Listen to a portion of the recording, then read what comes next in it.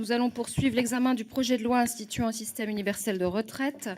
Nous avons examiné 364 amendements, il en reste 20 080. Avant de commencer, je voudrais adresser mes excuses à M. Vallaud, parce qu'effectivement, après vérification, il avait voté contre lors de la réunion de bureau. Donc voilà, je vous présente mes excuses. Et puis, j'aimerais qu'on puisse commencer. Monsieur Vallaud. Je voudrais sincèrement vous remercier, Madame la Présidente. Voilà, c'est tout. Merci. Nous allons donc passer à l'examen des amendements. Alors, le premier, le 38... Je vais mettre mes lunettes parce que j'avais oublié, je me disais c'est trouble. Voilà. Le 1832, Madame Autain. Oui, merci. C'est un amendement de suppression de l'alinéa 10 qui met la lisibilité au titre des objectifs. Alors, c'est même assez amusant parce que le terme est tout à fait mensonger puisqu'il y aura dans votre système autant de régimes que de générations puisque l'âge d'équilibre est par nature évolutif. Quant à l'universalité que vous avez brandie, c'est également un leurre puisque le régime spécial sera introduit pour les policiers, pour les militaires, pour les personnels navigants, les routiers, et j'en passe, les avocats, etc. Donc, vous avez jeté par la fenêtre les régimes spéciaux et que vous avez décriés, mais au fond, ils reviennent. Quant à l'étude d'impact, pour y voir clair, elle est de nature à rendre encore plus illisibles les choses. L'âge pivot est fixé à 65 ans ad vitam aeternam, ce qui est faux. Et pour s'en convaincre, il suffit au final de s'en remettre au Conseil d'État, puisque le Conseil d'État parle des 29 ordonnances qui rend la loi totalement illisible et met en cause, bien sûr, la question de la valeur d'acquisition du point qui ne sera pas la même que la valeur à la fin de service. Autant dire qu'on sait quand on achète, quand on engrange le point, à quel niveau il est, mais pas quand on le retire. Le 1836, Madame Fiat. Merci Madame la Présidente. Donc pourquoi supprimer l'alinéa 10? Tout simplement parce que pour vous c'est un objectif de lisibilité des droits et constitué par les assurés tout au long de leur vie active et limite on demanderait qu'à vous croire. Le Conseil d'État ne demanderait qu'à vous croire. Mais moi ça fait plusieurs jours, plusieurs fois que je vous pose la même question de lisibilité d'exemple et je n'ai toujours pas de question. Et quand on veut parler de lisibilité, on répond et on donne des réponses. Je vous parle toujours d'un même exemple, et si ça vous agace, ne tient qu'à me répondre et je ne prendrai plus l'exemple, de Marie, infirmière qui gagnerait 2 500 € tout au long de sa vie, et Marie partirait à 66 ans en retraite. Est-ce vrai ? Est-ce que vous êtes trompé peut-être, monsieur le ministre? Et dans ce cas-là, dites-le, on s'est trompé dans la simulation. Aucune infirmière ne gagne 2 500 € par mois. Est-ce que madame la ministre va l'augmenter? Est-ce que vous misez sur le fait que... Merci madame Fiat. Monsieur le rapporteur, sur ces amendements. Oui, donc tout d'abord, bonjour à tous.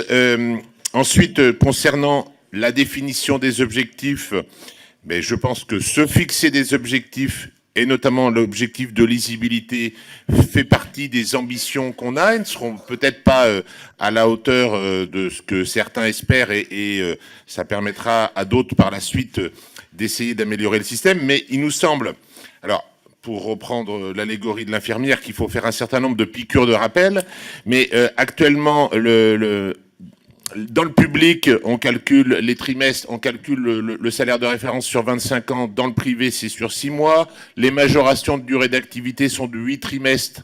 Dans le... Non, j'ai échangé public et privé. Les majorations de durée d'activité sont de 8 trimestres dans le privé et de 2 trimestres dans le public. Le chômage n'est pas intégré de la même façon pour le calcul des durées d'activité.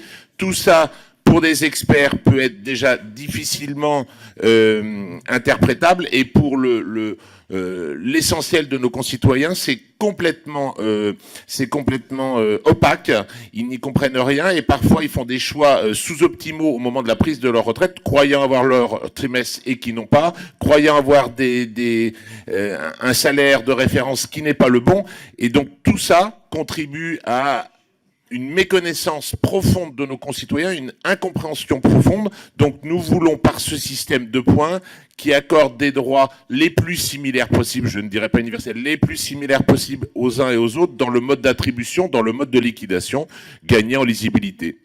Donc défavorable, absolument défavorable. Alors, Monsieur Dharréville. Oui, merci, Madame la Présidente. Là, vous avez beaucoup, Monsieur le rapporteur, critiqué l'état des choses actuelles sur les questions de lisibilité, mais vous n'avez pas beaucoup défendu le système que vous proposez en la matière. Alors moi, ce que je pense, c'est qu'il n'apportera pas de lisibilité supplémentaire. Par ailleurs, la deuxième chose que je voudrais vous dire, mais on a déjà eu l'occasion de le faire, les quelques exemples que vous avez cités, la différence par exemple de trimestre, 8 pour le privé, 2 pour la fonction publique sur le congé, ça c'est tout à fait corrigeable. On peut tout à fait aujourd'hui, dès aujourd'hui, même si vous le voulez, prendre des dispositions pour mettre les choses d'équerre de ce point de vue-là.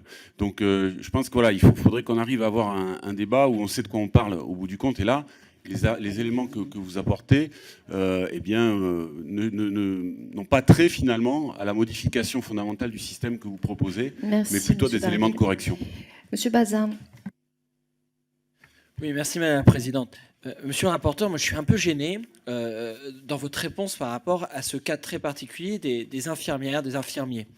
Vous avez évoqué les salariés du privé, vous avez évoqué les fonctionnaires, mais il manque un autre cas qui est quand même pas négligeable et qui inquiète fortement, c'est les infirmiers libéraux et qui dépendent aujourd'hui de la carte PINCO. Et on voit bien que dans les simulations qui sont données, ils sont fortement perdants. On a pu rencontrer, je me rappelle, au groupe d'études profession paramédicale, un certain nombre de représentants des infirmières qui étaient vraiment très inquiets sur le nouveau système. Est-ce que vous pourriez nous rassurer et surtout ne pas oublier ces infirmières libérales qui jouent un rôle essentiel dans le maillage territorial et qui assurent dans nos territoires cette santé de proximité dont nous avons tant besoin. Merci. Clémentine Autain.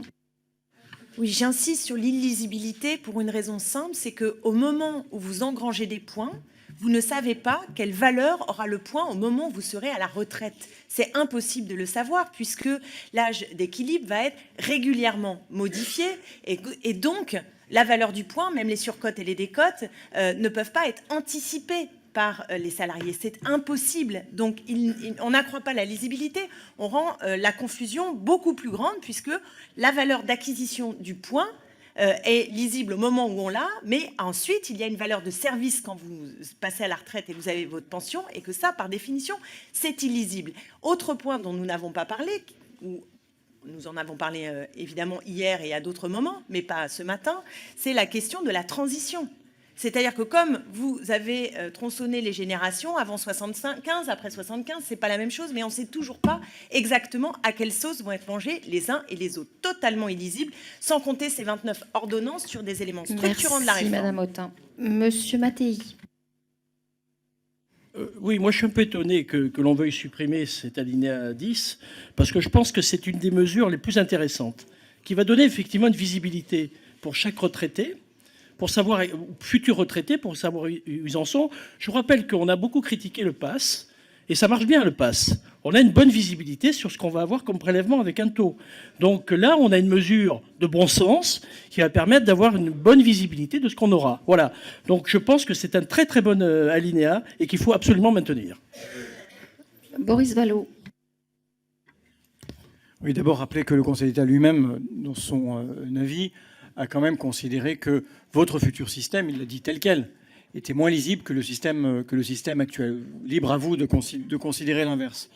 Ensuite, moi, il y a une question qui me trouble. Comment, même si nous les contestons, parce qu'elles sont des cas types qui sont tronqués et tout dire truqués, comment vous êtes capable de faire des simulations sans avoir les ordonnances? Parce que pour faire un certain nombre des simulations de l'étude d'impact, ça suppose que les ordonnances soient déjà écrites. Alors si elles sont déjà écrites, pourquoi ne les avons-nous pas? Et puis dernière chose, puisqu'on parle des infirmières, on a besoin de comprendre la cohérence. Pourquoi vous avez supprimé les catégories actives pour les infirmières, conduisant finalement à dégrader leur droit à la retraite et leur possibilité de partir plus tôt. Et à l'inverse, maintenu celle des aiguilleurs du ciel, ce qui fait que nous nous retrouvons dans cette situation où les aiguilleurs du ciel pourront partir avant les infirmières. Merci. Monsieur le ministre.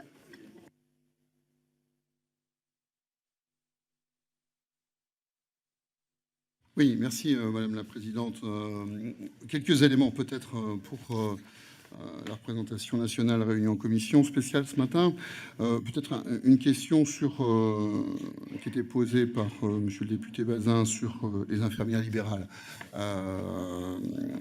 D'abord, rassurer, s'il y a besoin, monsieur le député, sur le fait que nous avons travaillé très en amont sur ces sujets-là avec toutes les professions libérales, mais y compris les infirmières libérales, essentiellement d'ailleurs avec les syndicats représentatifs, la FNI, la Fédération nationale, est sans aucun doute le plus représentatif, qui, je vous le livre en transparence, qui tout en étant extrêmement vigilante, cette fédération, sur les effets de la réforme, a bien compris les impacts positifs que ça aurait dans le temps, et notamment au niveau des pensions, et a été aussi rassurée sur les mesures qui ont été proposées, que vous retrouvez dans le texte, notamment sur les évolutions de l'assiette de CSG.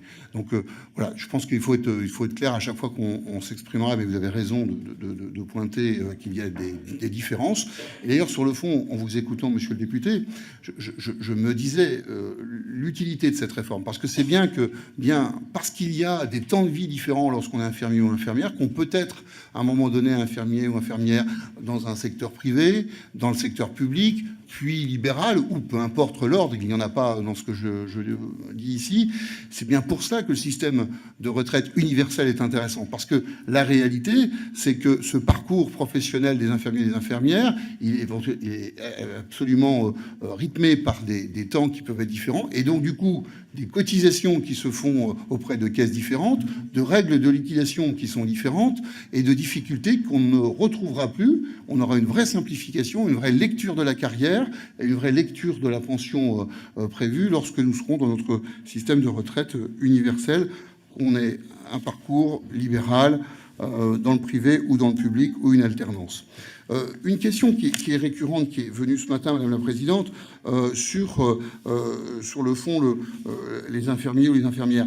D'abord, rappeler une chose, c'est que la catégorie active a été fermée en 2010. Donc, il n'y a pas ici, dans ce texte, d'éléments qui apparaîtraient tout d'un coup et qui ne soient pas connus. Vous savez, Madame la Ministre des Solidarités et de la Santé mène des concertations avec les représentants des infirmiers et des infirmières dans la fonction publique, mais également de l'ensemble de la fonction publique pour Olivier Dussopt.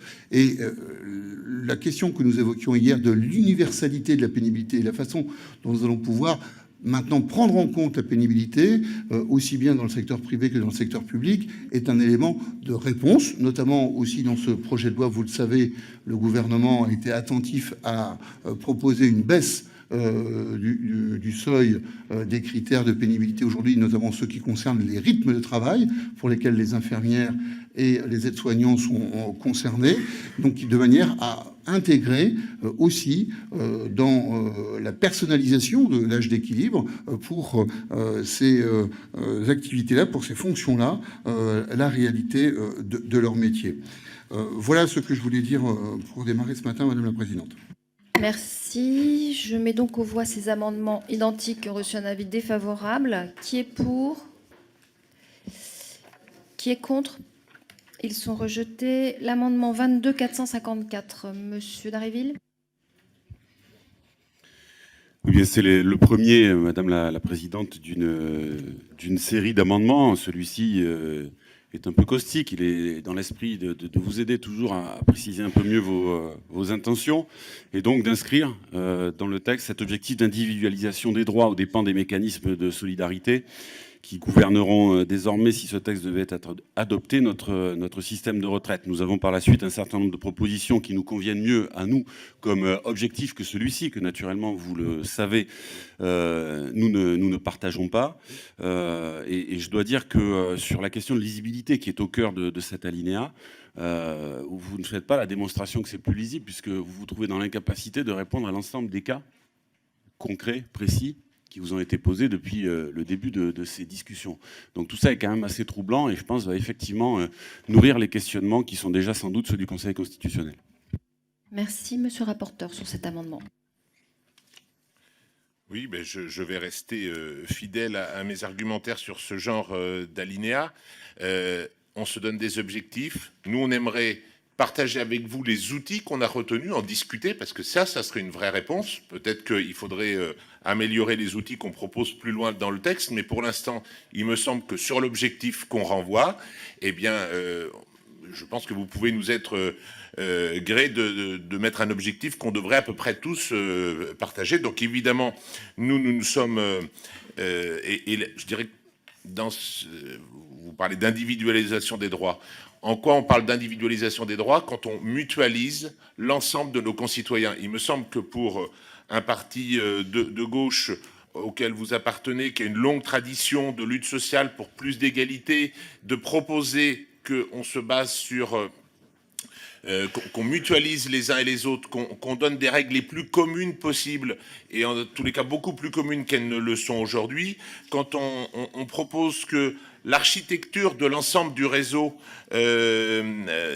futur repose sur une caisse nationale de retraite universelle unique, ben je crois qu'on travaille à donner...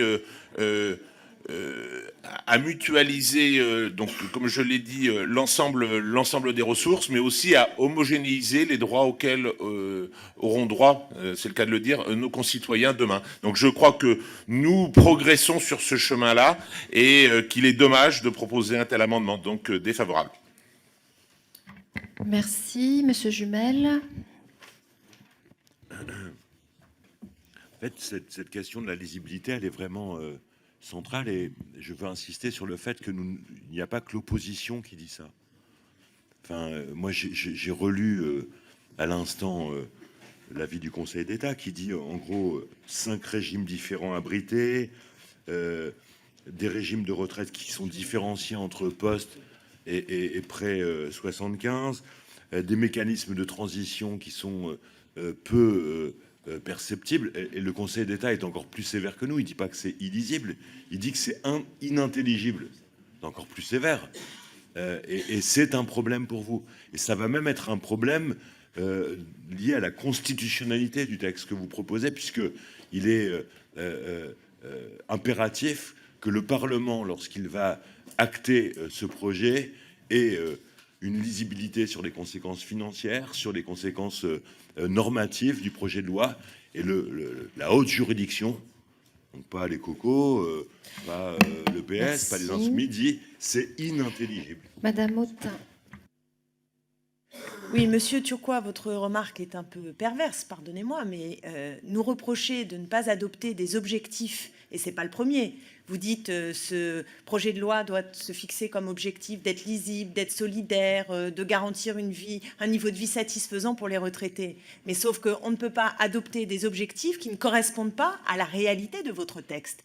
Parce que la réalité de votre texte, c'est que pour les personnes qui, à un moment donné, veulent savoir ce qu'ils vont gagner à la retraite, ne pourront pas le savoir. Donc, sans compter l'étude d'impact qui est mensonger. Et donc, par exemple, pour l'infirmière à 2 500 €, vous voyez bien que ça ne correspond à rien. D'ailleurs, monsieur le ministre, vous ne répondez pas sur ce sujet, mais il y en a bien d'autres. Et donc, c'est un vrai problème de visibilité, de confiance que pourraient avoir les Français vis-à-vis de votre nouveau système qui est, pardonné, mais totalement illisible, point à la ligne. Merci, madame. Monsieur Juanico. Merci, madame la présidente. En matière de lisibilité, là, vous plongez nos concitoyens et les Français dans un brouillard épais, un brouillard londonien. Est-ce que les concitoyens qui nous suivent depuis 2 jours, qui suivent nos débats, et qui voient qu'aucune réponse précise ne sont apportées à nos questions sur les conditions de départ à la retraite. Leurs conditions de départ à la retraite sont plus éclairées. Non. Donc là, vous êtes en train de fabriquer une véritable usine à gaz qui sera extrêmement anxiogène, puisqu'en plus, il y a l'outil de l'âge d'équilibre, qui est évolutif en plus, donc qui est extrêmement anxiogène par rapport aux Français, par rapport au système actuel. Et je veux dire que le Conseil d'État, il n'a pas simplement dénoncé dans son avis la visibilité de l'ensemble, il n'a pas simplement dénoncé les projections financières lacunaires, il a aussi dit très précisément que le nouveau système retire de la visibilité aux assurés sur le taux de remplacement prévisible qui leur sera appliqué dans la futur système, dans la mesure où les pensions ne seront plus exprimées à raison d'un taux rapporté à un revenu de référence, mais une valeur de service. Merci Madame la Présidente. Mais c'est quand même incroyable, parce que vous vous offusquez qu'on garde 5 régimes, mais il faut voir d'où on part quand même. On part dans un système où il y a 42 régimes différents aujourd'hui, et où personne, honnêtement, ne comprend à quoi il a droit aujourd'hui quand il regarde le parcours de sa carrière. Nous avons aujourd'hui en moyenne par Français 3 régimes différents. Donc les personnes n'arrivent pas du tout à savoir à quoi ils ont droit et comment ils ont réussi à se créer des droits. L'avantage principal du système à points, c'est justement la lisibilité. Et tous ceux qui l'ont conçu, tous ceux qui l'ont réfléchi, tous ceux qui l'ont soutenu, que ce soit Antoine Bouzio, que ce soit la CFDT, que ce soit Thomas Piketty, que ce soit l'ensemble des personnes chez les Républicains qui se sont intéressés à ce système à points, lui reconnaissent justement cet avantage de lisibilité. Donc là, je crois vraiment qu'il y a beaucoup de postures dans vos positions. D'autre part, le gros avantage du système à points... Merci, madame. Monsieur Bazin. Merci Madame la Présidente. Moi, je peux m'inscrire qu'en faux, parce que très clairement, Madame Fabre, on ne peut pas dire que les régimes actuels, tous les régimes actuels, sont illisibles. Aujourd'hui, dans un certain nombre de systèmes actuels, on a une lisibilité, on sait combien on touchera à sa retraite. Mais si, c'est vrai. Si, c'est vrai. Parce qu'on connaît les règles, elles sont claires, voilà. Et donc, c'est faux de dire qu'on ne sait pas à quel montant on finira. Je pense que c'est important. Maintenant, il y a un sujet de fond. Dans les systèmes à points actuels, on est sur des systèmes où on a une compréhension et on sait qui les gère et quelle sera l'évolution du point. Dans votre système à points, on a une véritable problématique sur les valeurs de service par rapport à la valeur d'acquisition. Et il va falloir prendre des engagements fermes de manière à ce qu'on soit réassuré sur les valeurs de service de ces points et comment ils évolueront. Merci, Monsieur Bazin. Monsieur Gouffier-Cha. C'était juste pour répondre à notre collègue Bazin sur la lisibilité de notre système et sur le fait que nos concitoyennes et nos concitoyens s'y retrouvent et n'y s'y retrouvent pas. Ils sont perdus. D'ailleurs, c'est ce que nous a dit le président du CSR durant l'audition notamment. Sur le micro, là, effectivement, il y a un peu d'écho. Une étude de l'adresse pointant même, il y a quelques mois, le fait que 24% de nos concitoyens ne touchent pas l'intégralité de leur pension et 7% ne touchent pas la totalité de leur pension. Ce qui représente un réel problème d'accès aux droits et qui est lié au fait que dans notre système aujourd'hui, où en moyenne, effectivement, nous allons toucher la retraite sur 3 régimes, nous sommes polypensionnés à foison, eh bien tout ça entraîne des difficultés d'accès aux droits et fait qu'un grand nombre de nos concitoyens ne touchent pas l'intégralité de leur pension. Le système universel viendra réparer cette injustice profonde. Merci, Monsieur Benoît. Oui, Madame la Présidente, je voulais réagir aux propos de notre collègue Thibault Bazin, qui au demeurant souvent a des observations qui sont pertinentes, mais sur la lisibilité du système de retraite, on peut tout reprocher au système par points. Moi, personnellement, en tant que député centriste, l'instauration d'un régime universel de retraite par points, on le soutient depuis au moins 3 législatures, 3 mandatures, 3 élections présidentielles à travers la candidature de François Bayrou en 2007. Le nouveau système, on peut tout lui reprocher, moi je veux bien, on peut tout lui reprocher.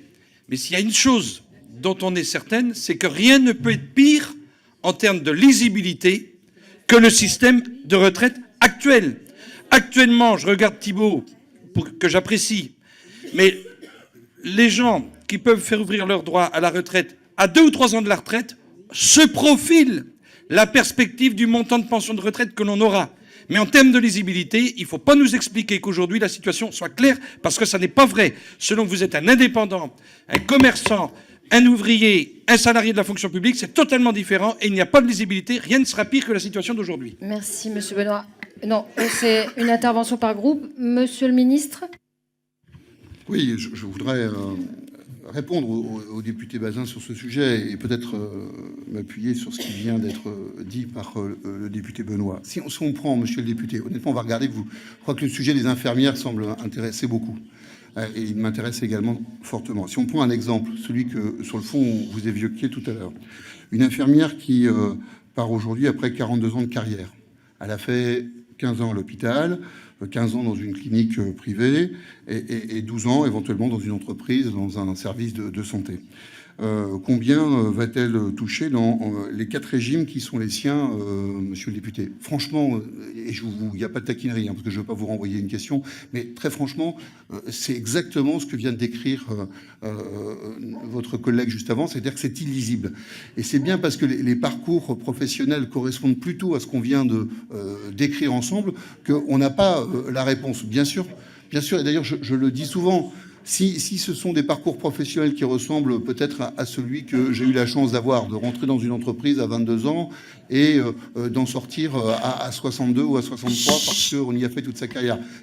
Là, on peut effectivement peut-être vous rejoindre, mais c'est pas la réalité, ce n'est plus la réalité de cette première moitié du XXIe siècle et ça ne sera pas la réalité de demain. Merci. Je mets aux voix cet amendement qui a reçu un avis défavorable. Qui est pour ? Qui est contre? Il est rejeté. L'amendement suivant n'est pas défendu. Le prochain non plus. Le 21 270. Monsieur Vallot? Non. Monsieur Solignac, oui. Solignac, merci, pardon. Madame la Présidente. Chacun a bien compris que ce projet de loi, ça devait être plus clair, plus juste, plus solide, et qu'en réalité, ça sera plus opaque, plus injuste et plus fragile. Et s'agissant de la lisibilité,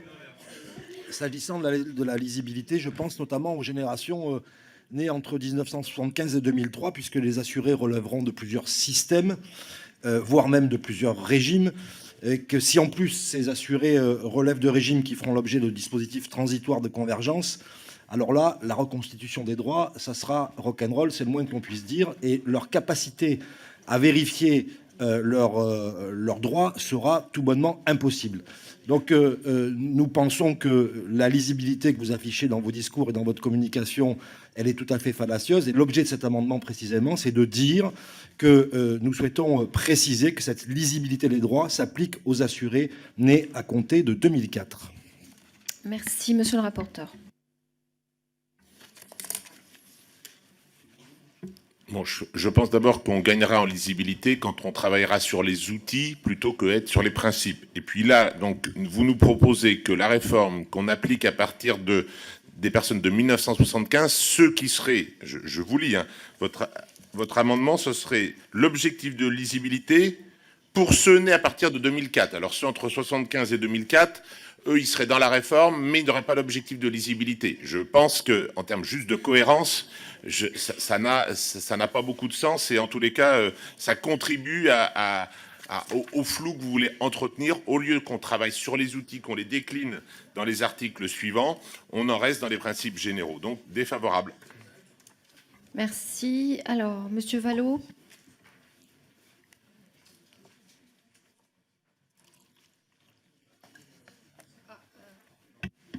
Oui, merci Madame la Présidente. Je veux juste simplement lire, parce que mon collègue Régis Joannico n'a pas eu le temps de le faire jusqu'au bout, l'avis du Conseil d'État. Le Conseil d'État estime que le nouveau système retire de la visibilité aux assurés sur le taux de remplacement prévisible qui leur sera appliqué, dans la mesure où la pension n'est plus exprimée à raison d'un taux rapporté à un revenu de référence, mais à une valeur de service du point définie de manière à garantir l'équilibre financier du système. C'est bien là quand même tout le problème. Et ça, c'est le cœur même de vos principes. Donc il serait compliqué d'en dénier la réalité. Ça, c'est la première considération. La deuxième considération, mon collègue Solignac l'a dit, en effet, les périodes de transition sont tellement obscures que vous n'avez pas même été capable de les expliquer dans le projet de loi. c'est dire la confusion qui sera celle de la mise en œuvre pour un certain nombre de pensionnés de votre réforme pendant la période de transition. Ensuite, non, je terminerai cette phrase un autre jour. Merci. Oh, mais on en a plein d'autres jours, alors ça va aller. Madame Autain. Pour répondre à notre collègue de La République En Marche qui finalement se référait à des économistes prétendus soutenir la loi, ça c'était avant. Je voudrais vous rappeler que Antoine Bozio vient de publier ce matin dans Le Monde une tribune dans laquelle précisément il met en cause les impasses et les incertitudes du texte. Je vous le cite, cette étude d'impact qui devait apporter clarté et transparence ne va malheureusement pas donner tous les éléments pour permettre un débat serein.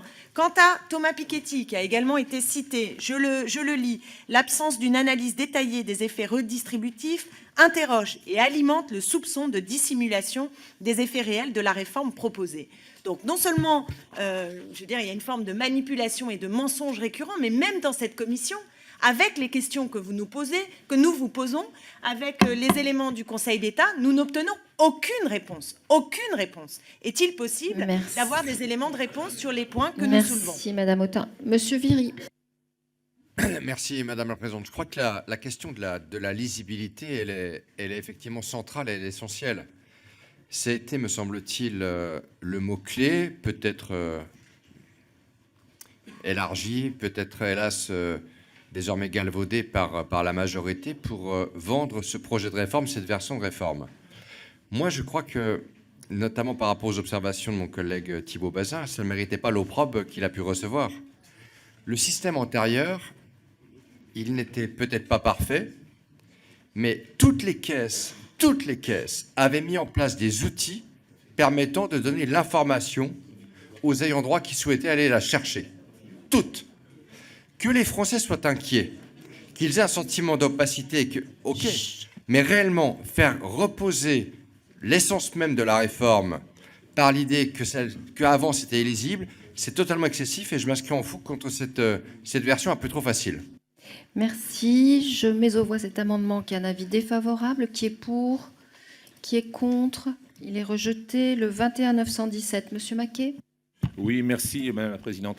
Monsieur le Ministre, lors de l'examen du projet de loi Pacte, le gouvernement voyait dans l'épargne retraite, je cite, un élément massif de la simplification pour transformer la vie des salariés et leur permettre d'être mieux rémunérés au travail.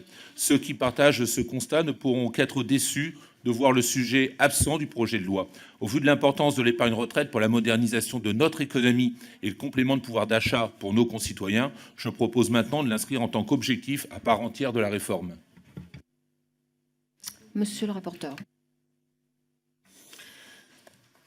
Donc cet alinéa est en phase avec des valeurs régulièrement portées par votre groupe qui sont de favoriser la capitalisation. Nous considérons que la retraite et l'immense majorité des revenus de la retraite, avec cette règle des 3 passes, nous allons concerner 99%, enfin on va concerner 100% des citoyens, mais 99%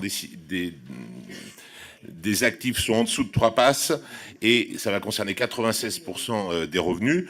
Nous voulons absolument consolider ce mécanisme par répartition qui nous semble beaucoup plus stable plutôt que de développer la capitalisation qui repose sur des outils boursiers, certes parfois intéressants, mais qui parfois peuvent remettre en cause la sécurité du système. Donc un objectif d'indépendance des assurés nous semble contradictoire avec l'objectif de solidarité que nous devons avoir les uns avec les autres. Donc défavorable. Merci, Monsieur Maire. Merci, oui. Je crois qu'il y a effectivement une grande continuité dans l'existence de produits d'épargne retraite qui ont été proposés, encadrés fiscalement depuis des décennies, gouvernement après gouvernement. Ce dispositif donc n'est pas du tout conflictuel. En revanche, le fait de mettre un objectif d'indépendance pour des assurés qui sont pour une bonne part complètement dépendants du régime de répartition, c'est certainement pas le message que vous souhaitez envoyer, puisque c'est un message qui effectivement va contre le principe même d'une sécurité universelle pour les assurés. Je dirais simplement qu'il y a effectivement un objectif complémentaire pour certains assurés d'assurer un supplément de revenus, mais ça ne concerne que quelques-uns. Merci. Monsieur Maquet. Oui, simplement, je voulais, au travers de cet amendement, ce projet d'amendement, donner de la cohésion, de la cohérence avec ce que l'on a voté au travers de la loi Pacte. Je pense que c'était important de le rappeler, puisque la loi Pacte prévoit ces outils pour justement que cette épargne salariale puisse venir en appui du pouvoir d'achat des salariés, et donc mettez un peu de cohérence dans l'ensemble des textes que vous nous proposez. Merci. Monsieur Jumet. Bah, je trouve que vous devriez rassurer notre collègue Emmanuel Maquet.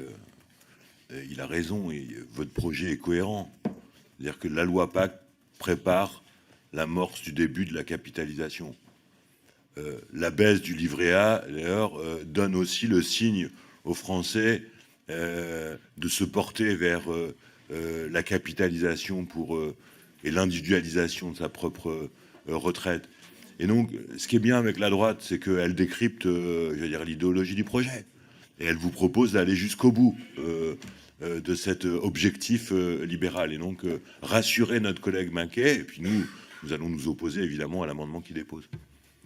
Merci. Je mets aux voix cet amendement qui a un avis défavorable. Qui est pour? Qui est contre? Il est rejeté. Le 12 941, Monsieur Dharréville.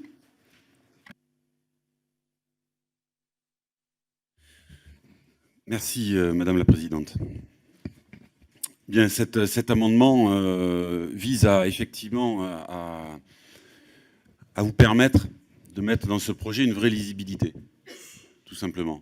Et c'est-à-dire d'afficher l'objectif de parité du niveau de vie retraité actif. C'est la question du salaire continué tel que je l'ai exposé hier, avec la volonté d'introduire cette notion du taux de remplacement que vous avez évacué par la fenêtre et que nous voulons nous faire entrer par la grande porte. Merci, monsieur le rapporteur. Alors, monsieur Dharréville, à la lecture de votre amendement, je ne l'avais pas compris dans le sens que vous venez de l'expliquer. Là, j'ai l'impression que vous parlez de continuité entre le niveau de vie d'une personne qui aurait été active et qui devient retraitée. Et moi, tel que je le lis, c'est objectif de parité entre les retraités en général et les actifs.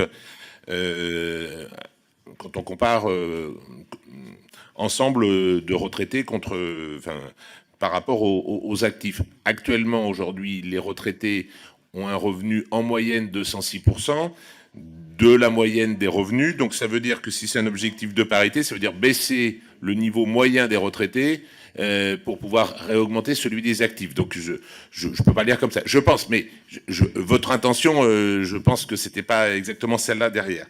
Pour autant, je rappelle que hors réforme, les projections du corps, et j'ai l'impression à écouter les uns les autres qu'elles sont communément acceptées, les projections du corps indiquent un décrochage du niveau de vie des retraités sans réforme.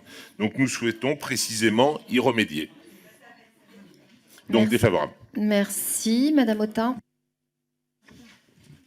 Oui, il y a des projections qui sont des projections négatives et qui reposent en fait sur l'effet des lois qui ont été adoptées, notamment depuis 1993. Il ne vous a pas échappé que le fait d'indexer les retraites sur l'inflation et non plus sur les salaires est une mesure qui vise à paupériser de fait les retraités. Donc on ne parle pas de revenus, mais plutôt de niveau de vie. Donc en effet, le niveau de vie moyen, le rapport est de l'ordre que vous indiquez, c'est-à-dire qu'il y a 5,3% de plus pour les retraités, ce qui est quand même très faible. Si on compare l'ensemble des salaires par rapport à un retraité qui, lui, est à la fin de sa vie et qui a travaillé toute sa vie et mérite évidemment de vivre tout à fait décemment. Donc on va vers une mécanique de paupérisation, et c'est clair que votre réforme ne peut qu'aggraver la situation et certainement pas combler les méfaits d'ores et déjà impliqués par les réformes, les contre-réformes précédentes. Est-ce qu'on peut avoir votre avis sur le rapport inflation-salaire? Merci. Monsieur Houllier. Non, mais il y a quand même plusieurs choses intéressantes qui viennent d'être dire. D'abord que si l'on ne fait rien, effectivement, le niveau de pension des retraités actuels et futurs va se dégrader. Si l'on ne fait rien. Ce qui justifie en soi, d'abord, le projet de loi que nous portons. Et que si l'on fait en revanche, et notamment si l'on fait au moins deux choses qui sont prévues dans ce projet de loi. La première, c'est l'indexation des pensions sur l'évolution des salaires et non sur l'inflation, ce qui permet justement que les pensions augmentent plus vite qu'elles n'augmentent jusqu'à présent. Moi, j'avais même proposé un amendement pour qu'il y ait un plancher qui soit celui de l'inflation si l'indexation sur les salaires n'était pas suffisante à elle seule. Et puis, Si l'on ne fait rien, encore une fois, je le répète, ça va se dégrader. Sauf que ce que nous faisons, c'est principalement de sécuriser les pensions qui sont aujourd'hui les plus faibles en les augmentant, et les pensions qui sont celles des personnes qui ont les parcours les plus heurtés, les plus décousus, finalement les carrières qui ouvriraient le droit à moins de pensions et qui vont, au terme de l'étude d'impact que vous critiquez tant, eh bien, voir le pouvoir redistributif du système s'accroître de façon manifeste. Merci. Boris Vallaud. Nul ne disconvient que le corps dit que sans réforme, il y a un taux de remplacement qui va diminuer, un niveau de vie relatif des pensionnés par rapport aux actifs qui va décrocher.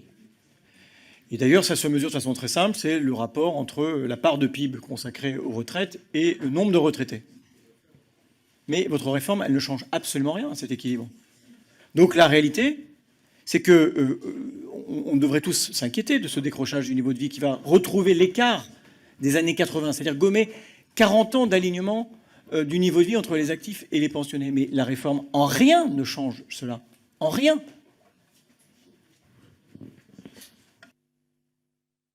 Merci. Monsieur Dharréville. Oui, je partage naturellement ce qui vient d'être dit par Boris Vallaud. Nous pensons qu'il faut une réforme. Et nous la proposons. Moi, dès novembre 2018, pour ce qui me concerne, personnellement, j'avais déposé une proposition de loi sur le sujet pour garantir le pouvoir d'achat des retraités. Et nous en avons déposé une nouvelle, beaucoup plus complète, il y a quelques jours de cela. Donc nous sommes très convaincus qu'il faut une réforme des retraites. Là où il y a une entourloupe, c'est que vous nous expliquez qu'il faut une réforme.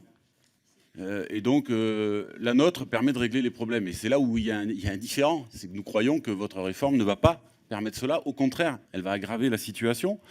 Et vous nous dites, vous me parlez de pensions indexées sur les salaires. Mais ça n'est pas votre proposition. Je vous invite à relire le texte. Ce n'est pas ce qui est écrit dans votre proposition. Merci. Alors, je mets aux voix cet amendement qui a un avis défavorable. Qui est pour? Qui est contre? Il est rejeté. L'amendement suivant, le 541, Monsieur Jumel. Pierre Dharréville complétera utilement. Dans les auditions que nous avons eues, d'une manière quasi unanime d'ailleurs, les organisations syndicales ont considéré que le mode de gouvernance que vous prévoyez allait affaiblir leur participation dans la définition des objectifs futurs et donc allait affadir la participation des travailleurs. Dans ces mêmes auditions, d'ailleurs, le corps, que vous avez d'une certaine manière condamné à disparaître en lui rendant hommage, qui était un peu surréaliste, hein, on a vécu une scène surréaliste en auditionnant le président du corps, nous a dit sensiblement la même chose, c'est-à-dire que cet organisme qui, d'une manière assez ouverte, paritaire, associait les partenaires sociaux à la définition de stratégie et de diagnostic long terme, rayait de la carte. Et puis, in fine, dans la gouvernance, nous l'avons bien compris, vous dites, mettez-vous d'accord, vous ne créez pas les conditions de cet accord, notamment sur les questions de financement. Pardon, je termine. Et donc, au bout du compte, le Parlement aura le dernier mot. Ah, pardon, allez-y. C'est pas un amendement identique, finissez. Je vois que quelquefois, le simple fait de prendre la parole... Vous... Non, vous voyez bien que j'étais en train de faire quelque chose. Merci. Je suis navrée. J'essaie de recoudre mon raisonnement. Et donc, dans la gouvernance, vous... ne créez pas les conditions pour l'accord des partenaires sociaux et vous créez les conditions pour que, donc, au bout du compte, l'exécutif, le président de la République, même pas le Parlement, on sait à quel point notre rôle est affadi lui aussi, tranche les questions essentielles. Et donc cet amendement vise à corriger ça et à remettre le paritarisme, la participation des travailleurs au cœur du système de gouvernance des retraites. Merci, monsieur le rapporteur. Je voudrais rassurer monsieur Jumel. Quand on abordera, je crois que c'est le titre 4, hein, quand on abordera le titre 4 sur la gouvernance de la CNRU, le conseil d'administration est entièrement confié aux partenaires sociaux, des travailleurs et des employeurs, comme c'est la règle habituelle, entièrement confié aux partenaires sociaux. Je reviens sur un point qui a été évoqué, l'histoire des pensions indexées sur les salaires, sur l'inflation. Dans le projet, qu'on soit bien clair, il n'y a pas de... L'acquisition de points, la valeur d'acquisition, la valeur de service du point seront indexés à terme pendant une phase de transition sur les salaires. Une fois qu'on calcule, qu'on liquide la pension, elle est indexée sur l'inflation. C'est ce qui est indiqué de base, sauf décision contraire de la CNRU. C'est deux choses. Il faut que les points, quelle que soit la période d'activité, soient équivalents, c'est-à-dire qu'un SMIC en 2025 ou un SMIC en 2050, en termes de proportion de points, représente la même chose. Donc ça, c'est pour qu'il y ait une équivalence des salaires pendant la carrière. Une fois qu'on vous calcule votre pension, c'est un pouvoir d'achat, et ce pouvoir d'achat, il est affecté par quoi? Par l'inflation. Donc la pension calculée est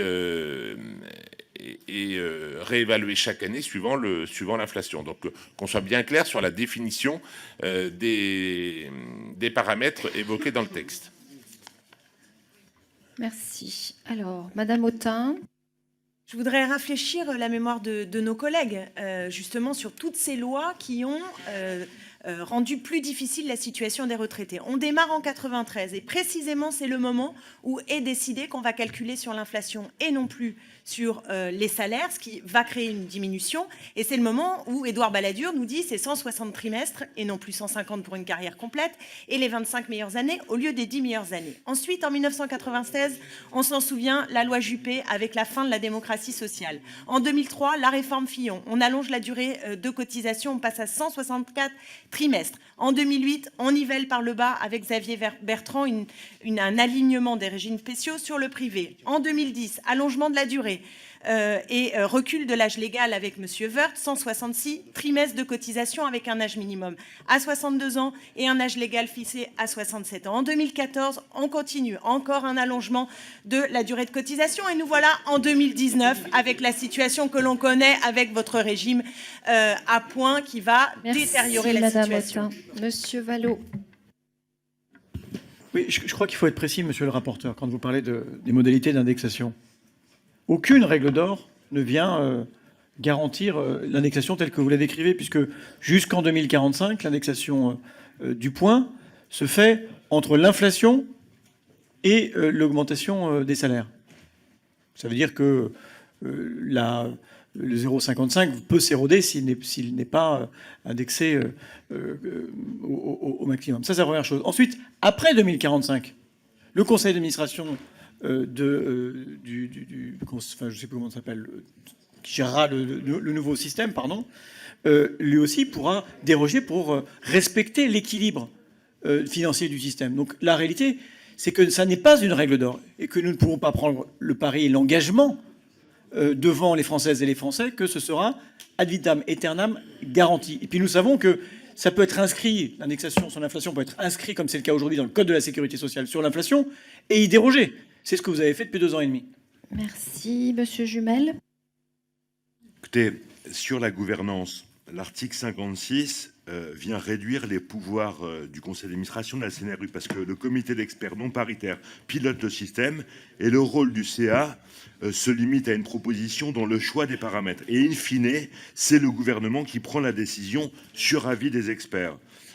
Par ailleurs, sur la hiérarchie et les règles de pilotage, c'est aussi très original puisque la fixation annuelle, c'est-à-dire l'équilibre à court terme, prévaut sur la fixation pluriannuelle. C'est un élément étonnant puisqu'en économie, généralement, c'est l'inverse qui se passe. La délibération, pour résumer, est actée en CA. Elle doit ensuite être validée par décret après avis du comité des experts. Et si aucun accord n'est trouvé sur la règle d'or, in fine, c'est le gouvernement qui décide seul. Alors, si vous appelez ça une gouvernance partagée à laquelle les travailleurs participent, enfin, il faut m'expliquer. Vous souriez d'ailleurs en même temps que j'argumente, c'est dire si vous y croyez. Monsieur Girardin. Oui, merci Madame la Présidente.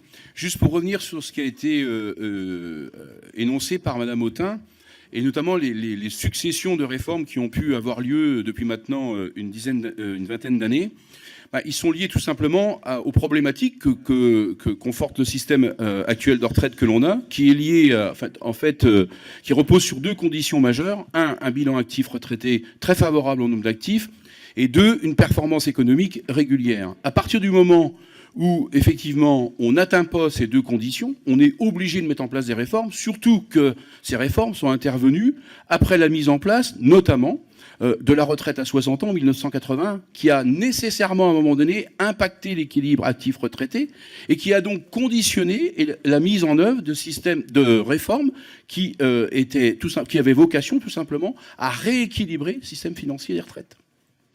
Merci, Monsieur Cherpion. Oui, merci, Madame la Présidente. Monsieur le rapporteur vient de répondre qu'en fait, lorsqu'on attaquerait le titre 4, lorsqu'on étudierait le titre 4, on parlerait donc de la gouvernance, et vous avez dit la gouvernance sera entièrement confiée aux partenaires sociaux. Enfin, c'est pas le texte. Le texte dit simplement la Caisse nationale de retraite universelle est un établissement public national à caractère administratif. Elle est soumise au contrôle de l'État. Donc c'est pas donné aux partenaires sociaux. Je pense que là, il y a. J'aimerais que vous nous précisiez les choses. Monsieur le ministre, vous vouliez prendre la parole, s'il vous plaît.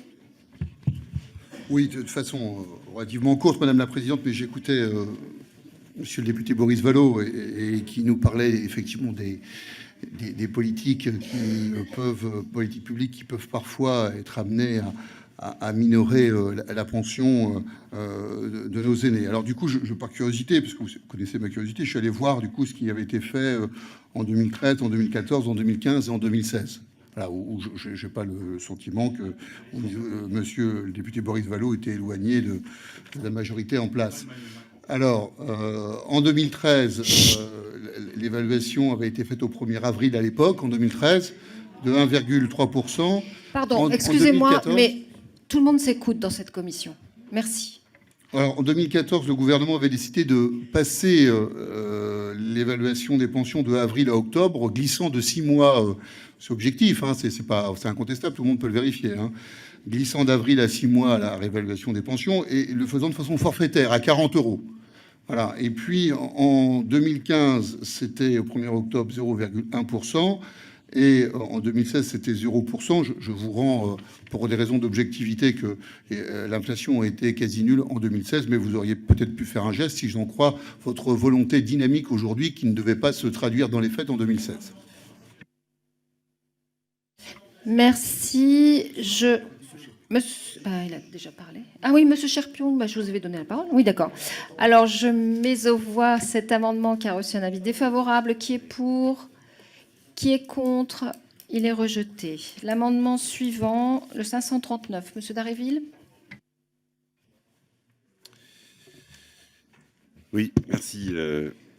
Madame la Présidente, je voudrais simplement, en préambule, faire un petit rappel historique, puisque au moment où s'installe la sécurité sociale, l'un des enjeux fondamentaux, c'est de savoir qui va en exercer le contrôle, qui va en assurer la gestion.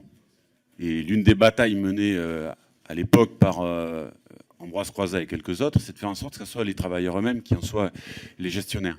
Et c'est un enjeu essentiel dès la création de la sécurité sociale. Et depuis, on a reculé là-dessus.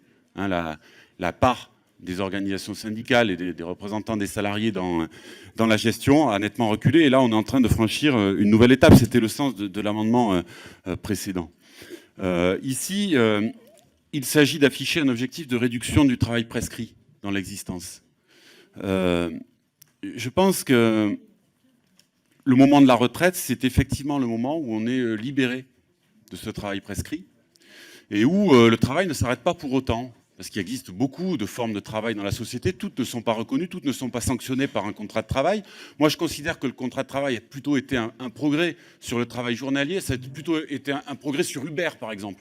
Mais là, on est en train de revenir en arrière avec Uber. Hein. Et donc, je suis pour qu'existe cette forme, aujourd'hui, en tout cas, de travail qui est mieux que la forme précédente. Mais je pense qu'à un moment donné, elle doit aussi donner droit à en être libérée. Et c'est le cas à l'âge de la retraite. Et donc, nous pensons qu'à cet âge-là, eh bien, les femmes et les hommes qui le souhaitent peuvent ensuite continuer à exercer d'autres formes de travail dans d'autres domaines, dans d'autres secteurs. Voilà. Et que c'est tout à fait profitable à la société.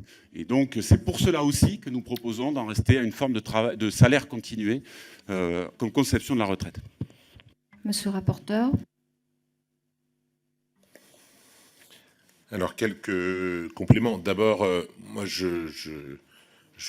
j'entends votre argumentaire, monsieur Dharréville. J'entends aussi qu'il peut y avoir à la retraite, mais je souhaite que ça soit aussi avant la retraite, un travail qui peut être un travail social, d'implication dans les associations, et il serait dommage de le limiter au temps de la retraite, et il serait dommage de limiter le travail salarié ou le travail professionnel à autre chose qu'une contrainte. Moi, je pense qu'on peut s'épanouir dans le travail, je pense qu'on peut s'intégrer socialement, on peut faire œuvre de citoyenneté par le travail. Donc, ça fera partie de la mission de ce gouvernement et des suivants aussi d'améliorer les conditions de travail, parce qu'il y a un certain nombre de travail qui sont pénibles et nous souhaitons en tenir davantage compte dans ce projet.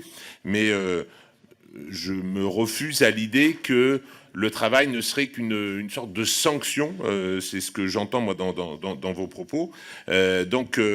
Nous considérons que le travail permet aussi la production de richesses et qui permet et à nos enfants d'aller à l'école et à financer un service public de qualité et à financer aussi des conditions de départ en retraite peut-être plus progressives, peut-être aménagées, mais de qualité aussi. Donc c'est l'objectif de réduction du travail n'est pas en tous les cas, n'est pas l'objet de cette réforme des retraites. Donc, défavorable. Merci. Alors, Boris Vallaud. Merci, Madame la Présidente. Moi, je suis ravi de voir que le ministre est capable de précision. Ça lui donnera peut-être l'occasion de répondre aux questions qu'on lui pose. Il est quand même mutique sur l'essentiel des interrogations qui portent sur son projet. Il est d'ailleurs plus habile à rechercher des responsabilités qu'à assumer les siennes, mais je conçois que ce soit plus difficile. Donc, merci, Monsieur le Ministre, quand on vous posera des questions, de prendre autant, d'avoir le souci avec autant de diligence d'y répondre. Monsieur Mattei. Oui, moi je voudrais revenir sur ce qu'on évoquait sur la gouvernance, et notamment dans le titre 4, et ce qui est prévu dans le texte, puisque en fait notre discussion, ce qui est intéressant, c'est qu'elle nous permet d'aller dans le fond. Donc je pense qu'on gagnera peut-être du temps dans la suite de l'examen du texte, puisqu'on aborde des problèmes de fond. Sur la notion de parité de la Caisse nationale de retraite universelle est administrée par un conseil d'administration. C'est la modification de l'article L199.3 du Code de la sécurité sociale. Moi, je vois pas en quoi c'est pas paritaire. Moi, si on lit le texte, si ça c'est pas paritaire, je sais pas ce que c'est. Ou alors on n'a pas les mêmes lectures. Là, on a vraiment un outil, et à mon avis, c'est le centre du dispositif. C'est ça qui va servir à définir les retraites de demain. Et je crois que là, il faut qu'on s'attache sur ce... à mon avis, c'est l'importance, avec tout à l'heure la linéa 10 sur le compte et la visibilité. Là, on est au cœur du problème de l'avenir de ce système de retraite par points. Merci. Monsieur Ruffin. Oui. La planète et les hommes ont besoin de repos. À la fois, quel est le sens de tout le combat ouvrier depuis le 19e siècle? C'est une libération du travail. C'est la libération du travail pour les enfants, d'abord. C'est ensuite, ça va être le dimanche chômé, sur lequel votre majorité revient. Ça va être la loi des 3-8, 8 heures de travail, 8 heures de repos, 8 heures de loisirs. Ça va être bien évidemment le samedi à l'anglaise. Ça va être les congés payés. Et ça va être surtout ce gros morceau qui est les retraites. Et ce qu'on voit aujourd'hui, et c'est le sens de ce que vous proposez, c'est d'aller encore vers un allongement, de réduire ce temps-là. Je voudrais dire que c'est non seulement un acquis ou un conquis social sur lequel on revient, mais c'est en plus un déjà là pour l'écologie qui est nécessaire. Pourquoi? Parce qu'au burn-out des hommes, à la pression mise sur les hommes, répond le burn-out de la planète. Et qu'il faut, aujourd'hui, la planète et les hommes ont besoin de repos, et dire qu'on doit travailler moins, consommer moins, devrait être l'un des objectifs qui devrait être posé dans le cadre d'une réforme comme celui-là, dont on se demande quel est le sens. Quel est le sens de votre réforme? Quel est le sens de ce que vous proposez pour la société? On ne l'a toujours pas compris, alors que supposément c'est sur la table depuis 2 ans. Merci. Monsieur Dharréville. Oui, je crois que c'est un débat, un des débats importants de ce sujet qui nous occupe. Moi, je suis effectivement pour la réduction du temps de travail prescrit. Et là, vous êtes en train de l'augmenter. Et je pense que ce n'est pas le sens de l'histoire. Je crois que nous devons effectivement repasser la marche avant en la matière. Et ça ne veut pas dire pour autant, vous voyez, monsieur le rapporteur, qu'on puisse opposer de vision caricaturale du travail. Moi, je crois que le travail, on peut aussi effectivement y trouver un épanouissement, y compris dans le travail prescrit. Mais ça reste du travail prescrit. Et vous avez dit que vous étiez favorable à ce qu'on puisse avoir accès à du travail non prescrit, y compris pendant sa vie active. Mais moi, je suis à 200% d'accord. Le problème, c'est que vous n'en créez pas les conditions par toutes les lois qui ont été votées depuis 2 ans et demi, y compris par les ordonnances travail. Et donc, voilà, il me semble que si on veut aller dans cette direction, il faut véritablement prendre la mesure de ce que ça signifie. Et je ne suis pas certain, je suis même convaincu que ce texte le fasse. Merci. Je mets aux voix cet amendement qui a reçu un avis défavorable. Qui est pour? Qui est contre? Il est rejeté. Le 540. Monsieur Jumel? Oui. Pour faire tomber les préjugés comme quoi on serait attaché au statu quo, je veux évidemment indiquer que les inégalités qui percutent les femmes sont évidemment présentes dans le système actuel des retraites. La pension de droit direct des femmes est inférieure à 42% de celle des hommes. 20% d'entre elles sont obligées d'attendre 67 ans pour éviter la décote, c'est-à-dire que 80% d'entre elles partent en retraite avec la décote, et ces inégalités-là se creusent. Mais le problème, c'est que votre réforme, en intégrant les interruptions de période à temps partiel, en ne prenant pas en compte les interruptions les plus fréquentes pour charges familiales ou les périodes de chômage, va considérablement aggraver la situation des femmes. Si j'ajoute à ça les attaques sur les droits familiaux, la suppression de la majoration de durée d'assurance, ou bien encore la suppression de la majoration de pension de 10% qu'on offre désormais à l'option du père ou de la mère, les femmes vont être évidemment encore plus pénalisées par cette mauvaise réforme. En complétant l'alinéa, nous fixons un objectif d'égalité entre les hommes et les femmes dans l'accès du droit à la retraite comme un objectif politique majeur. Merci. Monsieur le rapporteur. Donc, tout d'abord, j'entends votre souhait et qui est rappelé dès l'alinéa 6 où on se donne un objectif de résorption des écarts de retraite entre les femmes et les hommes. Donc, c'était un premier élément. Et puis, fondamentalement, nous pensons que les inégalités que nous retrouvons entre les pensions des hommes et des femmes reflètent d'abord les inégalités acquises au long de la vie professionnelle. Et j'avais pris quelques éléments relevés par l'INSEE. En 2017, selon la DARES, 83% des femmes de 25 à 49 ans étaient en activité en France, soit 10 points de moins que les hommes. Sur la même tranche d'âge, le taux de temps partiel atteint 28% pour les femmes contre 6% pour les hommes. Le taux d'activité des femmes, 88% sans enfants, 85% avec un enfant, 64% avec 3 enfants ou plus. Et la baisse encore plus prononcée quand les enfants sont en bas âge. Entre un homme et une femme qui partent à salaire identique autour de 25 ans, après la naissance d'un enfant, il y a une différence de salaire de 20% entre l'homme et la femme. Et donc, on peut citer les exemples qui se multiplient. Et donc, c'est d'abord de corriger un effort de travail. Des choses ont été engagées, mais un effort de travail sur la résorption d'égalité pendant la phase professionnelle.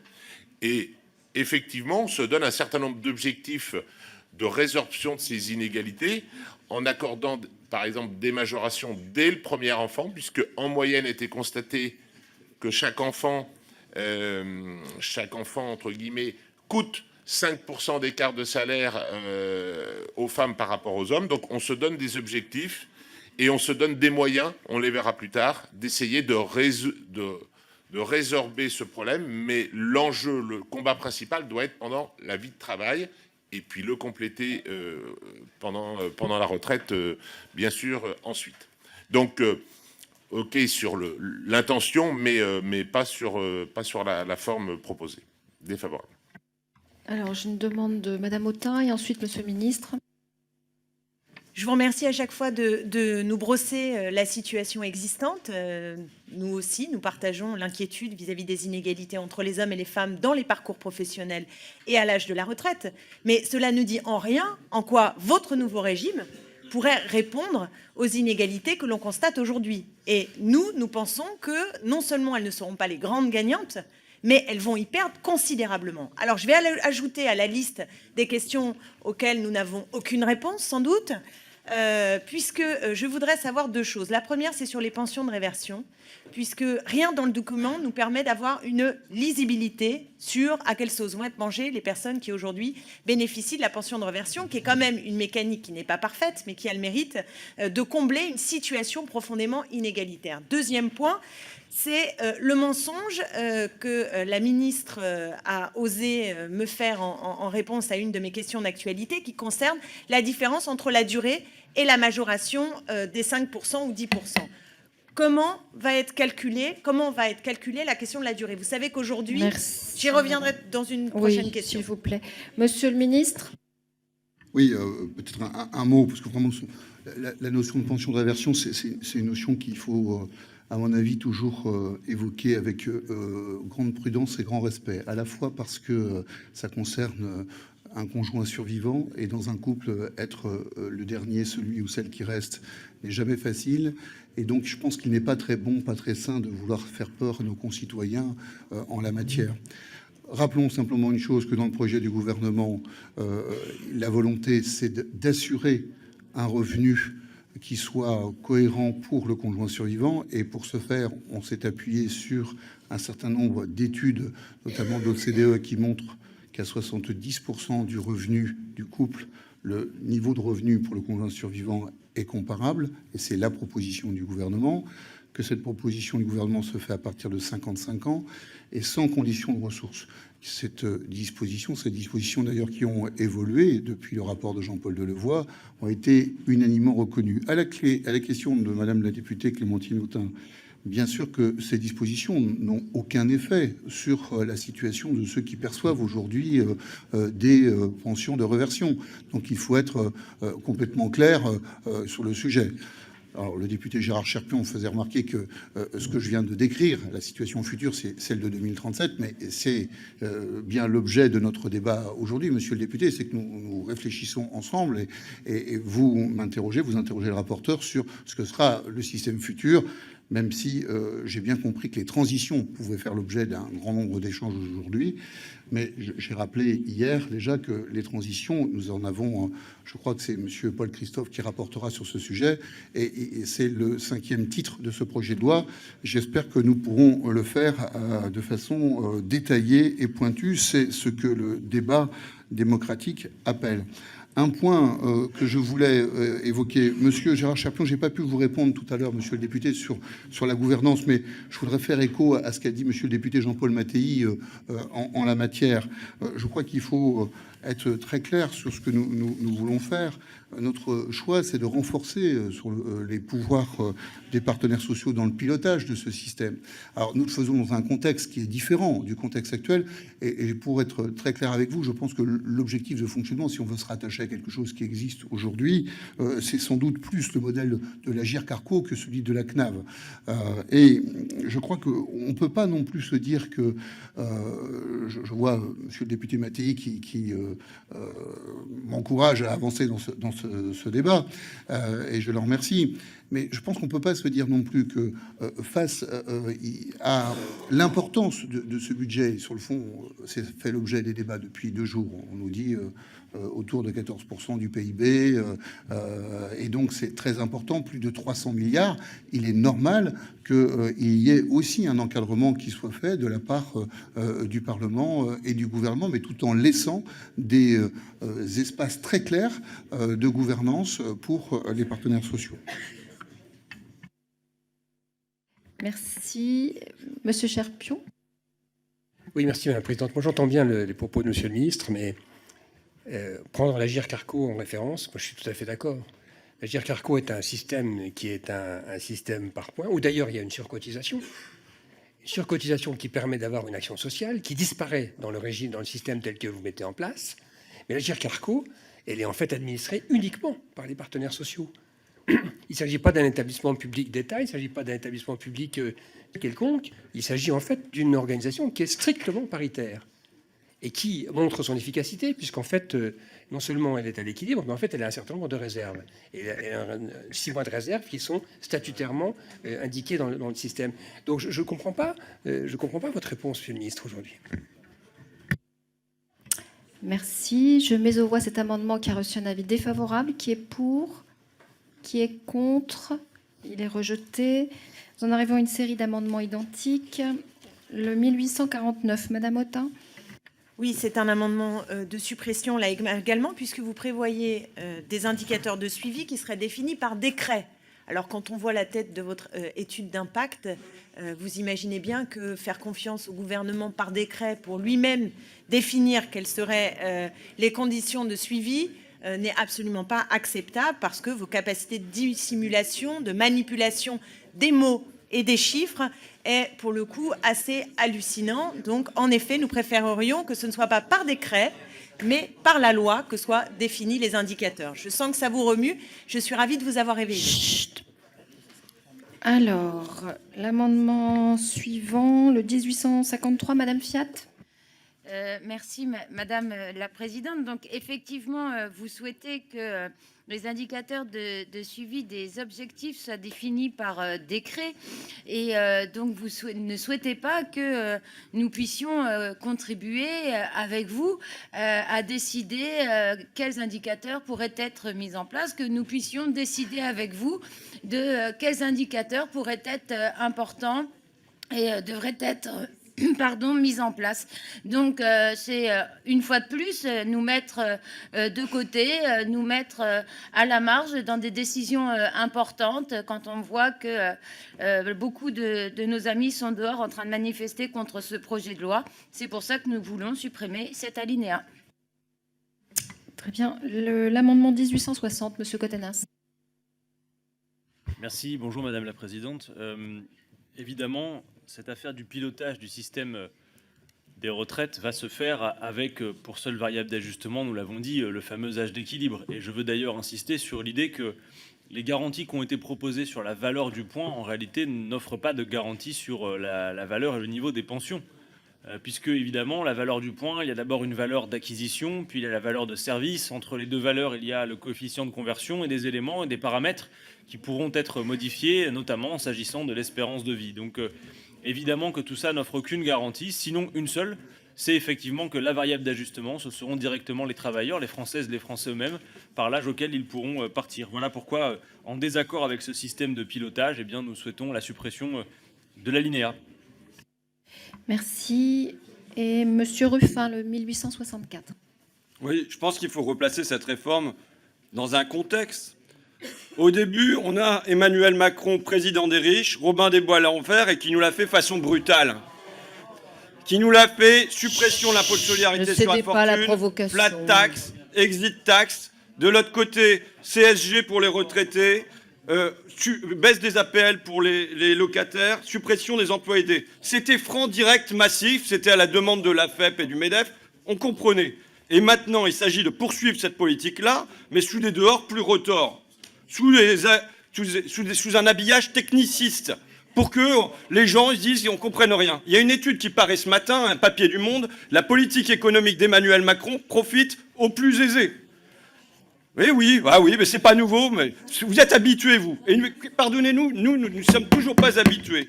Les 5% des ménages les plus riches ont récolté 4,5 milliards, tandis que les 5% les plus pauvres ont vu leurs revenus baisser de 240 €.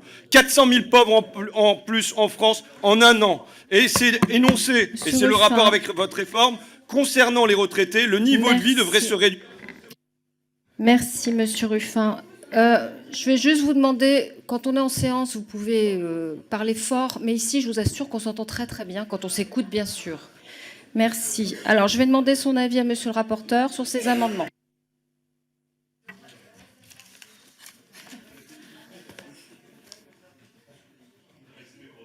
Donc, concernant cet amendement qui propose de supprimer les indicateurs de suivi, c'est la base de toute politique que de faire des constats.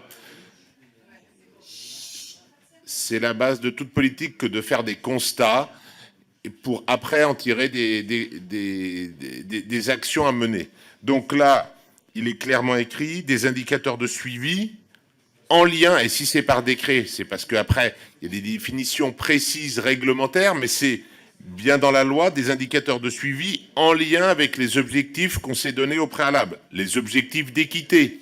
On peut, par exemple, avoir des objectifs de répartition de salaire entre les catégories sociales. On peut se donner des objectifs de répartition de salaire entre les hommes et les femmes. Donc ça, c'est des indicateurs de suivi. Des objectifs sur la solidarité. Des objectifs de suivi sur la garantie d'un niveau satisfaisant. Et ça laissera la place à ce gouvernement et aux majorités qui nous succéderont de définir ces indicateurs ou de les adapter en fonction de leurs objectifs politiques, etc., etc. Donc il me semble que c'est la base de la politique de définir des indicateurs pour pouvoir piloter et puis pour faire écho à des interpellations qui ont eu lieu à plusieurs reprises de Madame Autain, je ne sais pas si elle est encore là, je ne crois pas, mais tout à l'heure qui parlait de régression sociale suite aux différentes réformes de retraite. Et c'est une forme d'indicateur de suivi. Donc la première réforme importante, portée par une majorité précédente, celle de M. Balladur, il y a eu une étude de l'INSEE. En 1996, le taux de pauvreté chez les retraités était 10%. Aujourd'hui, avec les différentes réformes décriées, qui ont eu pour moi, qui ont été portées avec courage par d'autres majorités, aujourd'hui le taux de pauvreté est de 7%. Donc on peut faire et des réformes et gagner d'un point de vue social et gagner aussi en pérennité d'un système auquel je crois tous nos Français tiennent et que nous souhaitons simplement garantir pour l'avenir. Donc défavorable. Alors, Monsieur Viry. Oui, Madame la Présidente, un mot sur le pilotage du système et sur ses indicateurs. Et je voudrais reprendre l'intervention de mon collègue Gérard Cherpion sur l'Agirc-Arrco. Parce que pour moi, c'est le cœur également de cette réforme. Vous avez quand même un régime qui a toujours eu un comportement responsable du seul fait de ses partenaires sociaux, qui ont su poser des règles pour constituer des excédents, pour assurer à terme le paiement des pensions dues. Et évoluer avec le temps, au fur de l'évolution macroéconomique. Là, dans ce système, c'est pour moi l'occasion de souligner que vous écartez les partenaires sociaux, vous donnez un coup d'arrêt à la démocratie sociale, que ce soit par décret ou par la loi. C'est une marque de défiance envers celles et ceux qui sont les usagers et les contributaires d'un système de régime. C'est la raison pour laquelle, au-delà des amendements pour lesquels je n'ai pas un avis favorable, c'est l'occasion pour moi de rappeler que manifestement, cette réforme, c'est une étatisation de la protection sociale. Merci. Monsieur Juanico. Oui, merci Madame la Présidente. J'entendais tout à l'heure que les femmes seraient les grandes gagnantes de votre contre-réforme. Que nous dit l'économiste Mathilde Guerga-Larivière ce matin dans Le Monde? Elle nous dit que les femmes ont tout bonnement disparu des cas types présentés dans l'étude d'impact. 6 cas types présentés pour les salariés du privé qui correspondent ainsi à des trajectoires qui sont des trajectoires typiquement masculines. 5 carrières complètes et 1 carrière heurtée caractérisée par un chômage de longue durée à partir de 42 ans. Loin des carrières féminines caractérisées par l'interruption d'activité de plus en plus longue en fonction du nombre d'enfants, la reprise d'emploi est souvent à temps partiel et les passages aussi de chômage. Qu'est-ce qu'elle nous dit aussi, plus problématique, c'est que le calcul des pensions, le taux de remplacement de ces 6 cas types a été réalisé dans l'ensemble sans prendre en compte les enfants. Quand on sait qu'en France, près de 9 femmes sur 10 en ont, avec un impact fort sur les carrières. Donc là aussi, nous avons une preuve supplémentaire que l'étude d'impact et les cas types, notamment sur les femmes, sont pipés et truqués. Merci, Madame Autain.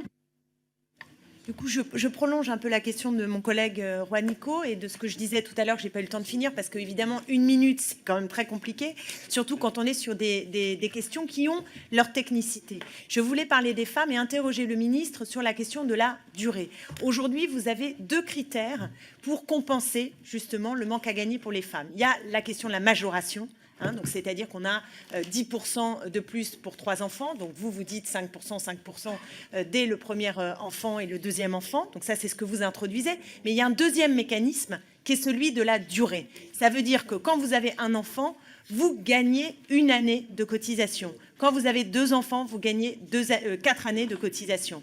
Donc comment, dans votre système, sera compensé ce qui existe aujourd'hui vis-à-vis de la durée? Et c'est vraiment une question très importante parce que vos majorations ne compenseront pas ce que gagne aujourd'hui en mieux, enfin je veux dire ce qu'apporte aujourd'hui la prise en considération des trimestres liés à la durée.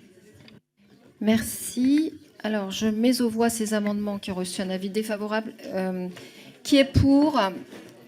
Qui est contre? Ils sont rejetés. L'amendement suivant n'est pas défendu. Nous en arrivons à 3 amendements pouvant être soumis à discussion commune.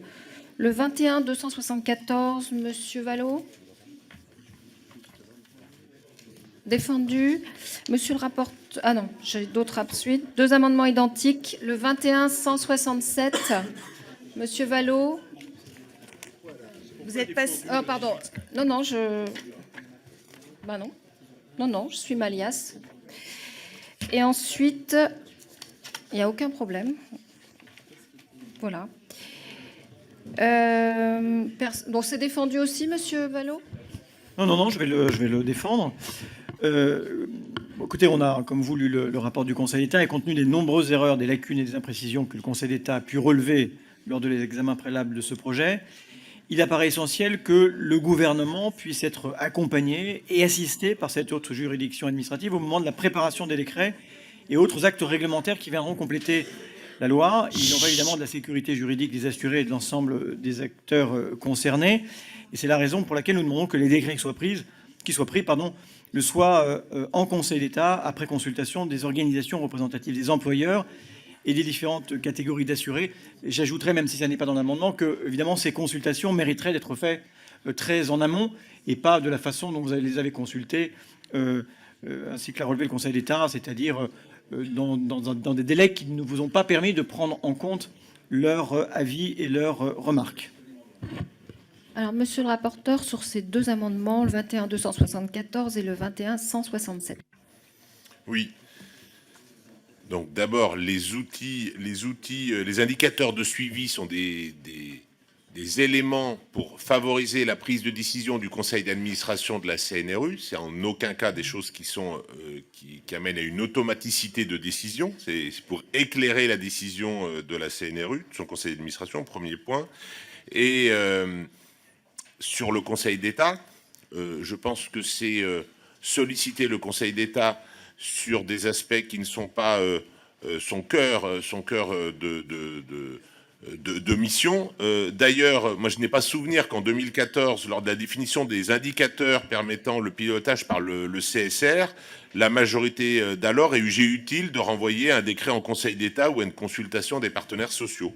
Je suis même convaincu de l'inverse. Et donc je vous renvoie au décret simple 2014-654 du 20 juin 2014 relatif au comité de suivi des retraites. Donc un avis défavorable. Alors, Monsieur Gosselin.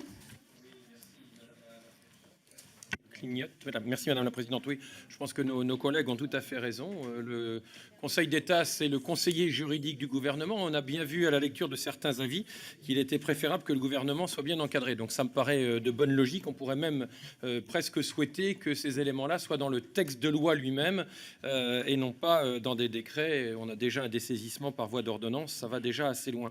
J'ai pas pu intervenir tout à l'heure. Je voulais revenir sur le cas des femmes. Effectivement, il y a une vraie difficulté. Qu'en est-il exactement des femmes, puisque les cas types qui étaient soumis jusqu'à il y a peu ont été supprimés. Le Monde l'a signalé, le Canard enchaîné l'avait fait aussi en son temps.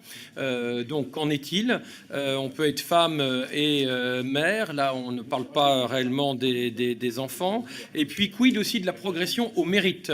Notre collègue Le Fur a pointé une difficulté pour celles et ceux qui, commençant ouvrier, terminent cadre, et puisqu'il n'y a plus les 25 meilleures années, qui en fait ne voient pas reconnaître leur progression et traînent comme un boulet les premières années de cotisation. Donc qu'en est-il exactement? Et il n'a pas été répondu à ces questions. Merci. Célia Delavergne. Oui, la loi pose des grands principes, les 6 grands principes qui nous ont valu déjà à peu près 12 heures de débat, si tant est que nous les ayons passés uniquement sur ces grands principes. Ces indicateurs de suivi, ils doivent aujourd'hui contribuer au pilotage du système. Le pilotage du système, il est confié aux partenaires sociaux avec le conseil d'administration de la Caisse nationale du système universel.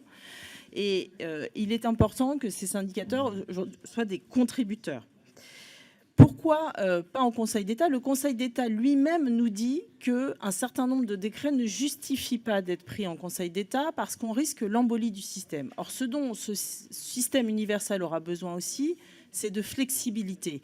Les indicateurs vont évoluer, on voit bien que la société va évoluer, et donc il est important qu'ils soient pris en décret de manière la plus vite possible. Et j'ajouterais que c'est ne pas faire confiance également aux administrations, aux partenaires sociaux, que de vouloir à tout prix s'en remettre à une autre instance. Merci. Pierre Dharréville.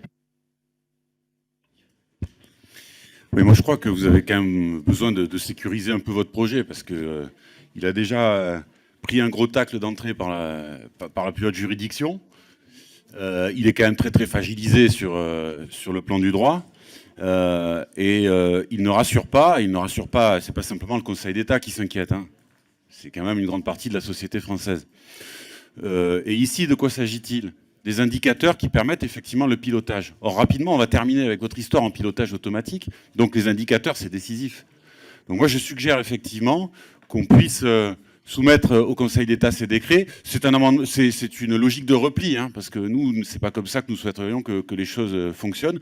Non seulement les grands principes qui viennent d'être évoqués sont très insuffisants et ne permettent pas réellement d'y voir clair sur les indicateurs au bout du compte, mais en plus, voilà, il paraît absolument impensable. Nous avons été dessaisis, le Parlement est dessaisi par les décrets, les ordonnances, etc., etc. Au moins, faites-les en Conseil d'État. Merci. Boris Vallaud. Oui, simplement pour insister sur la nécessité de cet accompagnement, parce qu'après le Conseil d'État, ce matin, c'est la Commission européenne qui émet des vives réserves sur les éléments financiers de la réforme, selon le cabinet de la présidente von der Leyen. Donc, moi, je crois que dans l'apprentissage, je sais que vous soutenez l'apprentissage, nous aussi, mais vous avez besoin de tuteurs, manifestement. Donc voilà la recommandation qui serait la nôtre. Merci. François Ruffin. Oui. La logique du système à points, elle a été posée par François Fillon dans la campagne présidentielle quand il disait le système par points, en réalité, ça permet une chose qu'aucun homme politique n'avoue, ça permet de baisser chaque année le montant des points, la valeur des points et de diminuer le niveau des pensions. Donc il nous faut des garde-fous. Il nous faut un maximum de garde-fous partout pour que ça devienne la baisse généralisée des pensions et le grand n'importe quoi. Quand on voit que le Conseil d'État, l'avis qu'il rend sur votre projet, que, y compris les intellectuels qui le soutenaient et qui étaient favorables au système par points, ils disent, vu comment c'est fait, c'est catastrophique. Vous comprenez qu'on ait besoin d'un maximum de garde-fous partout pour s'assurer que ça ne devienne pas le grand bazar et le grand n'importe quoi. Parce que ce dont on parle, c'est quand même d'une des principales conquêtes sociales des Français au XXe siècle, qui a permis de diviser par 4 le niveau de pauvreté chez les personnes âgées. Et donc, là-dessus, ce que demande le camarade Dharréville, c'est une espèce de base minimale qui devrait nous être accordée. Merci. Alors, Monsieur le ministre, vous vouliez parler ou je pouvais passer? Oui, je voulais donner quelques éléments. D'abord, moi, comme la députée Clémentine Autain, je suis très demandeur de pouvoir échanger avec la commission spéciale sur la réalité des pensions perçues par les femmes dans notre système actuel et ce qu'elles pourraient percevoir dans le système futur. Je crois que pour ce faire, il faudrait que nous puissions avancer dans le débat, parce que je crois que c'est prévu l'article 44.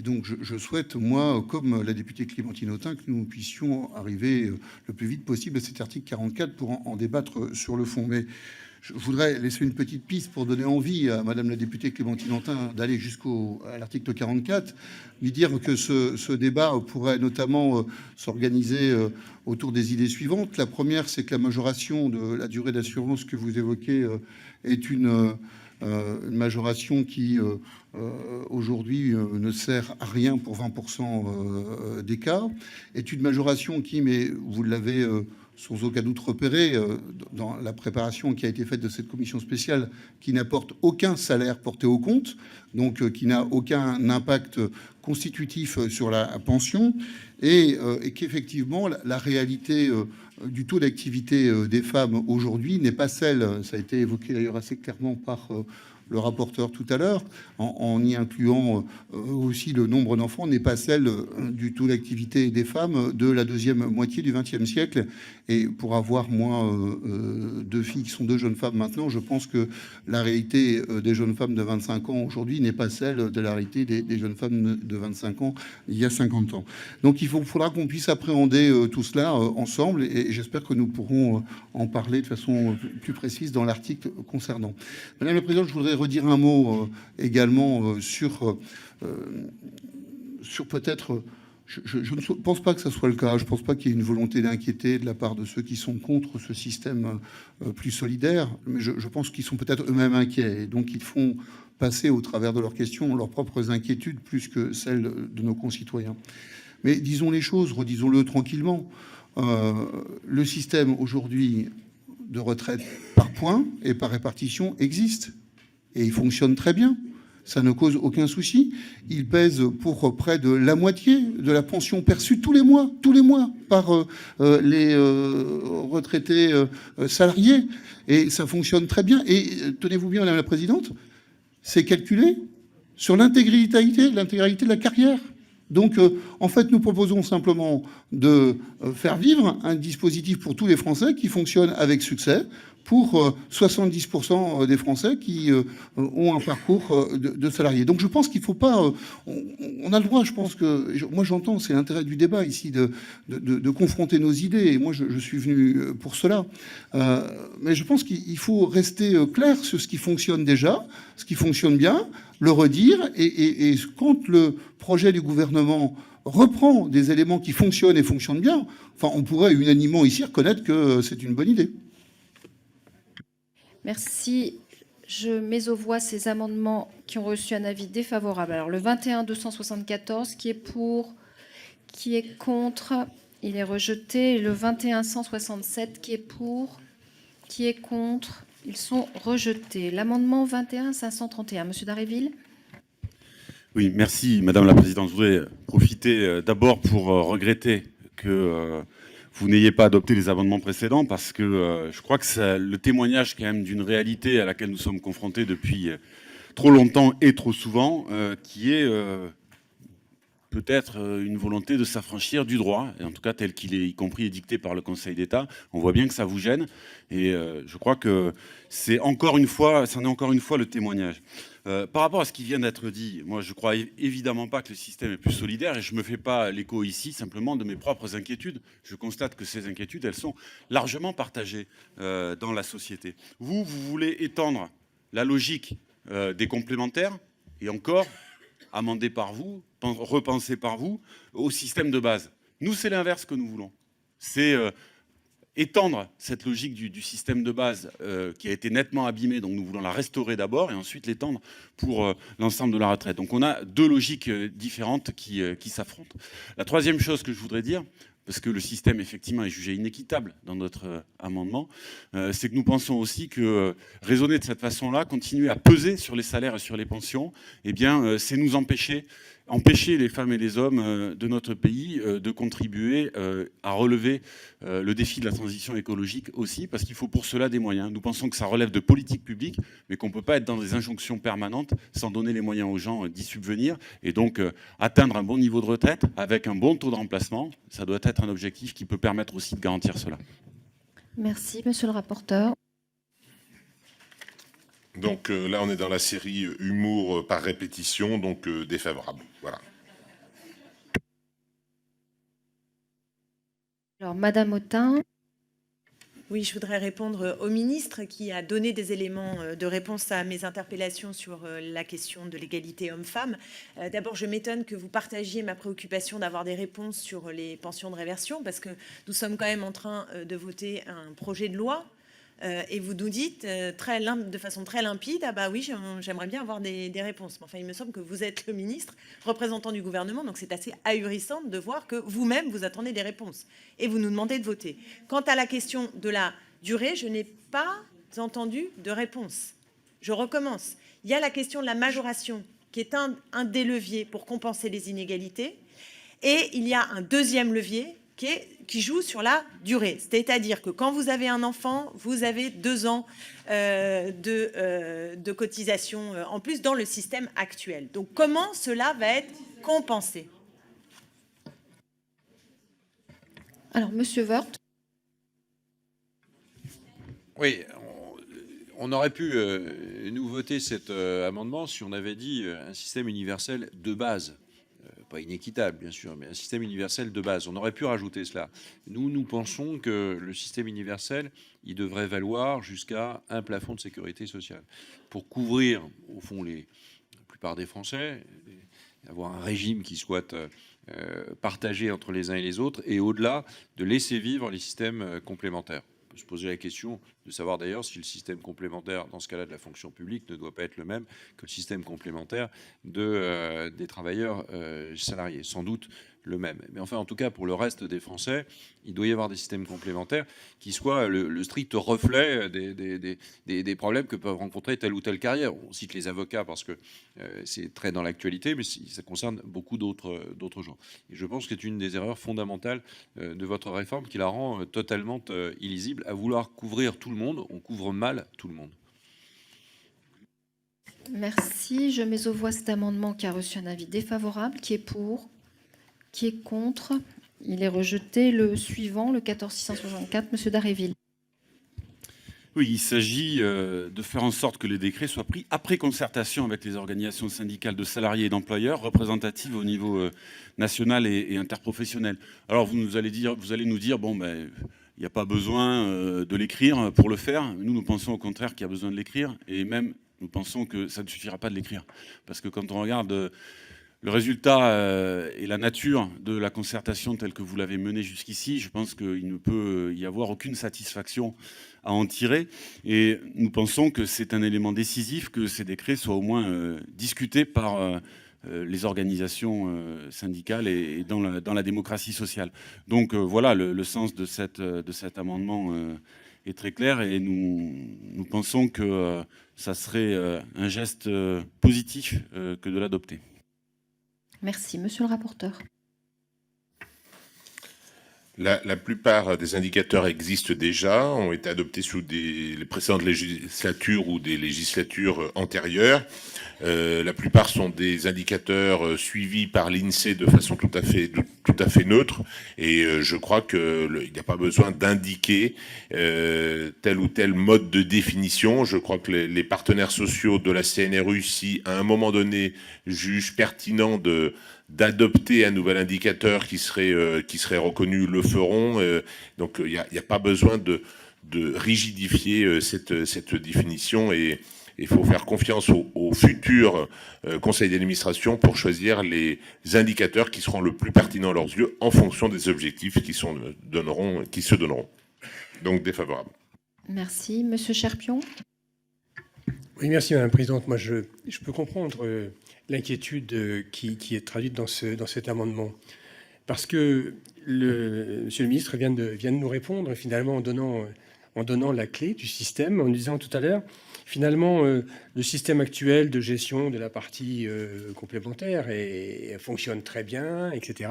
Ce que nous reconnaissons également, puisque je venais de le dire auparavant. Et puis ensuite, finalement, il y avait donc deux moyens. Où on allait vers ce système, on confiait toute la gestion aux partenaires sociaux, et cet amendement tombe, puisqu'à ce moment-là, il n'y a plus de problème, ou alors on étatise le système. Vous avez choisi la deuxième solution. Merci. Monsieur Pierre Dharréville. Oui, dans le prolongement de ce qui vient d'être dit par Gérard Cherpion, votre refus en est la manifestation. Et donc, moi, je crois que vous allez tout remettre à plat. Il va y avoir des arbitrages à rendre. Pourquoi ne pas indiquer très clairement que ces arbitrages vont se faire dans la concertation avec les partenaires sociaux, avec les organisations syndicales? Enfin, franchement, ce refus est soit incompréhensible, soit le témoignage d'une volonté d'écarter clairement les organisations des discussions les plus importantes. Et donc, je crois que vous ne pouvez pas vous en tirer de cette façon-là. Franchement, il me semble que cet amendement doit être adopté. Merci. Monsieur Coquerel. Ouais, la réponse de M. Turquois est quand même confondante, parce que vous nous dites il faut faire confiance au Conseil, le CNRU. CNRU dont on ne connaît même pas la composition et dont on ne connaîtra pas la composition dans la loi. Bah oui, puisque justement, il n'est pas fixé de manière détaillée, etc. Donc vous nous dites en réalité qu'il faut faire confiance à quelque chose sur lequel il faudra vous faire confiance quant à sa désignation.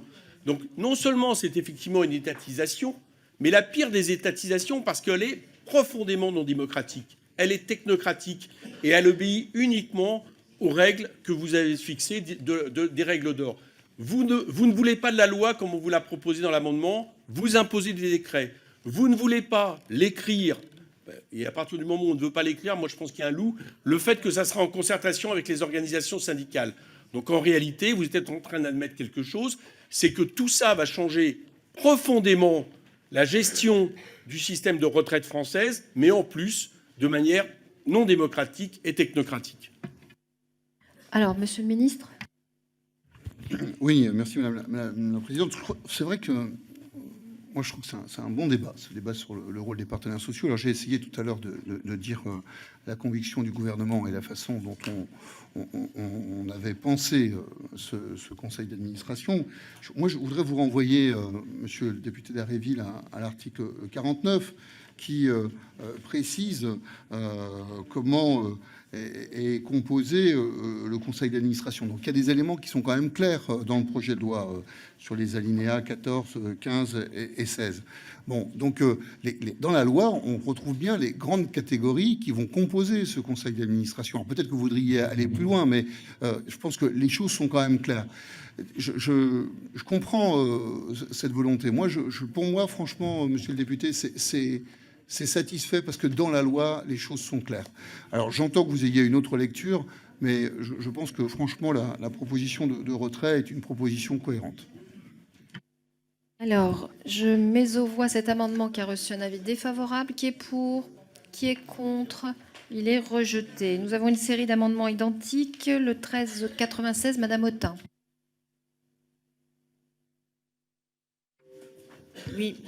Mes chers collègues, cet amendement vise tout simplement à ce que nous ayons un rapport non truqué sur la possibilité d'instaurer un montant minimum de pension à l'âge légal de départ fixé à 60% du revenu médian. C'est-à-dire, en gros, nous voulons qu'il n'y ait plus une seule retraitée qui vive en dessous du seuil de pauvreté qui est actuellement fixé à 1 041 €. C'est l'objet de cet amendement. Nous voudrions qu'il soit étudié parce que nous sommes très inquiets des effets de votre contre-réforme sur la paupérisation des retraités.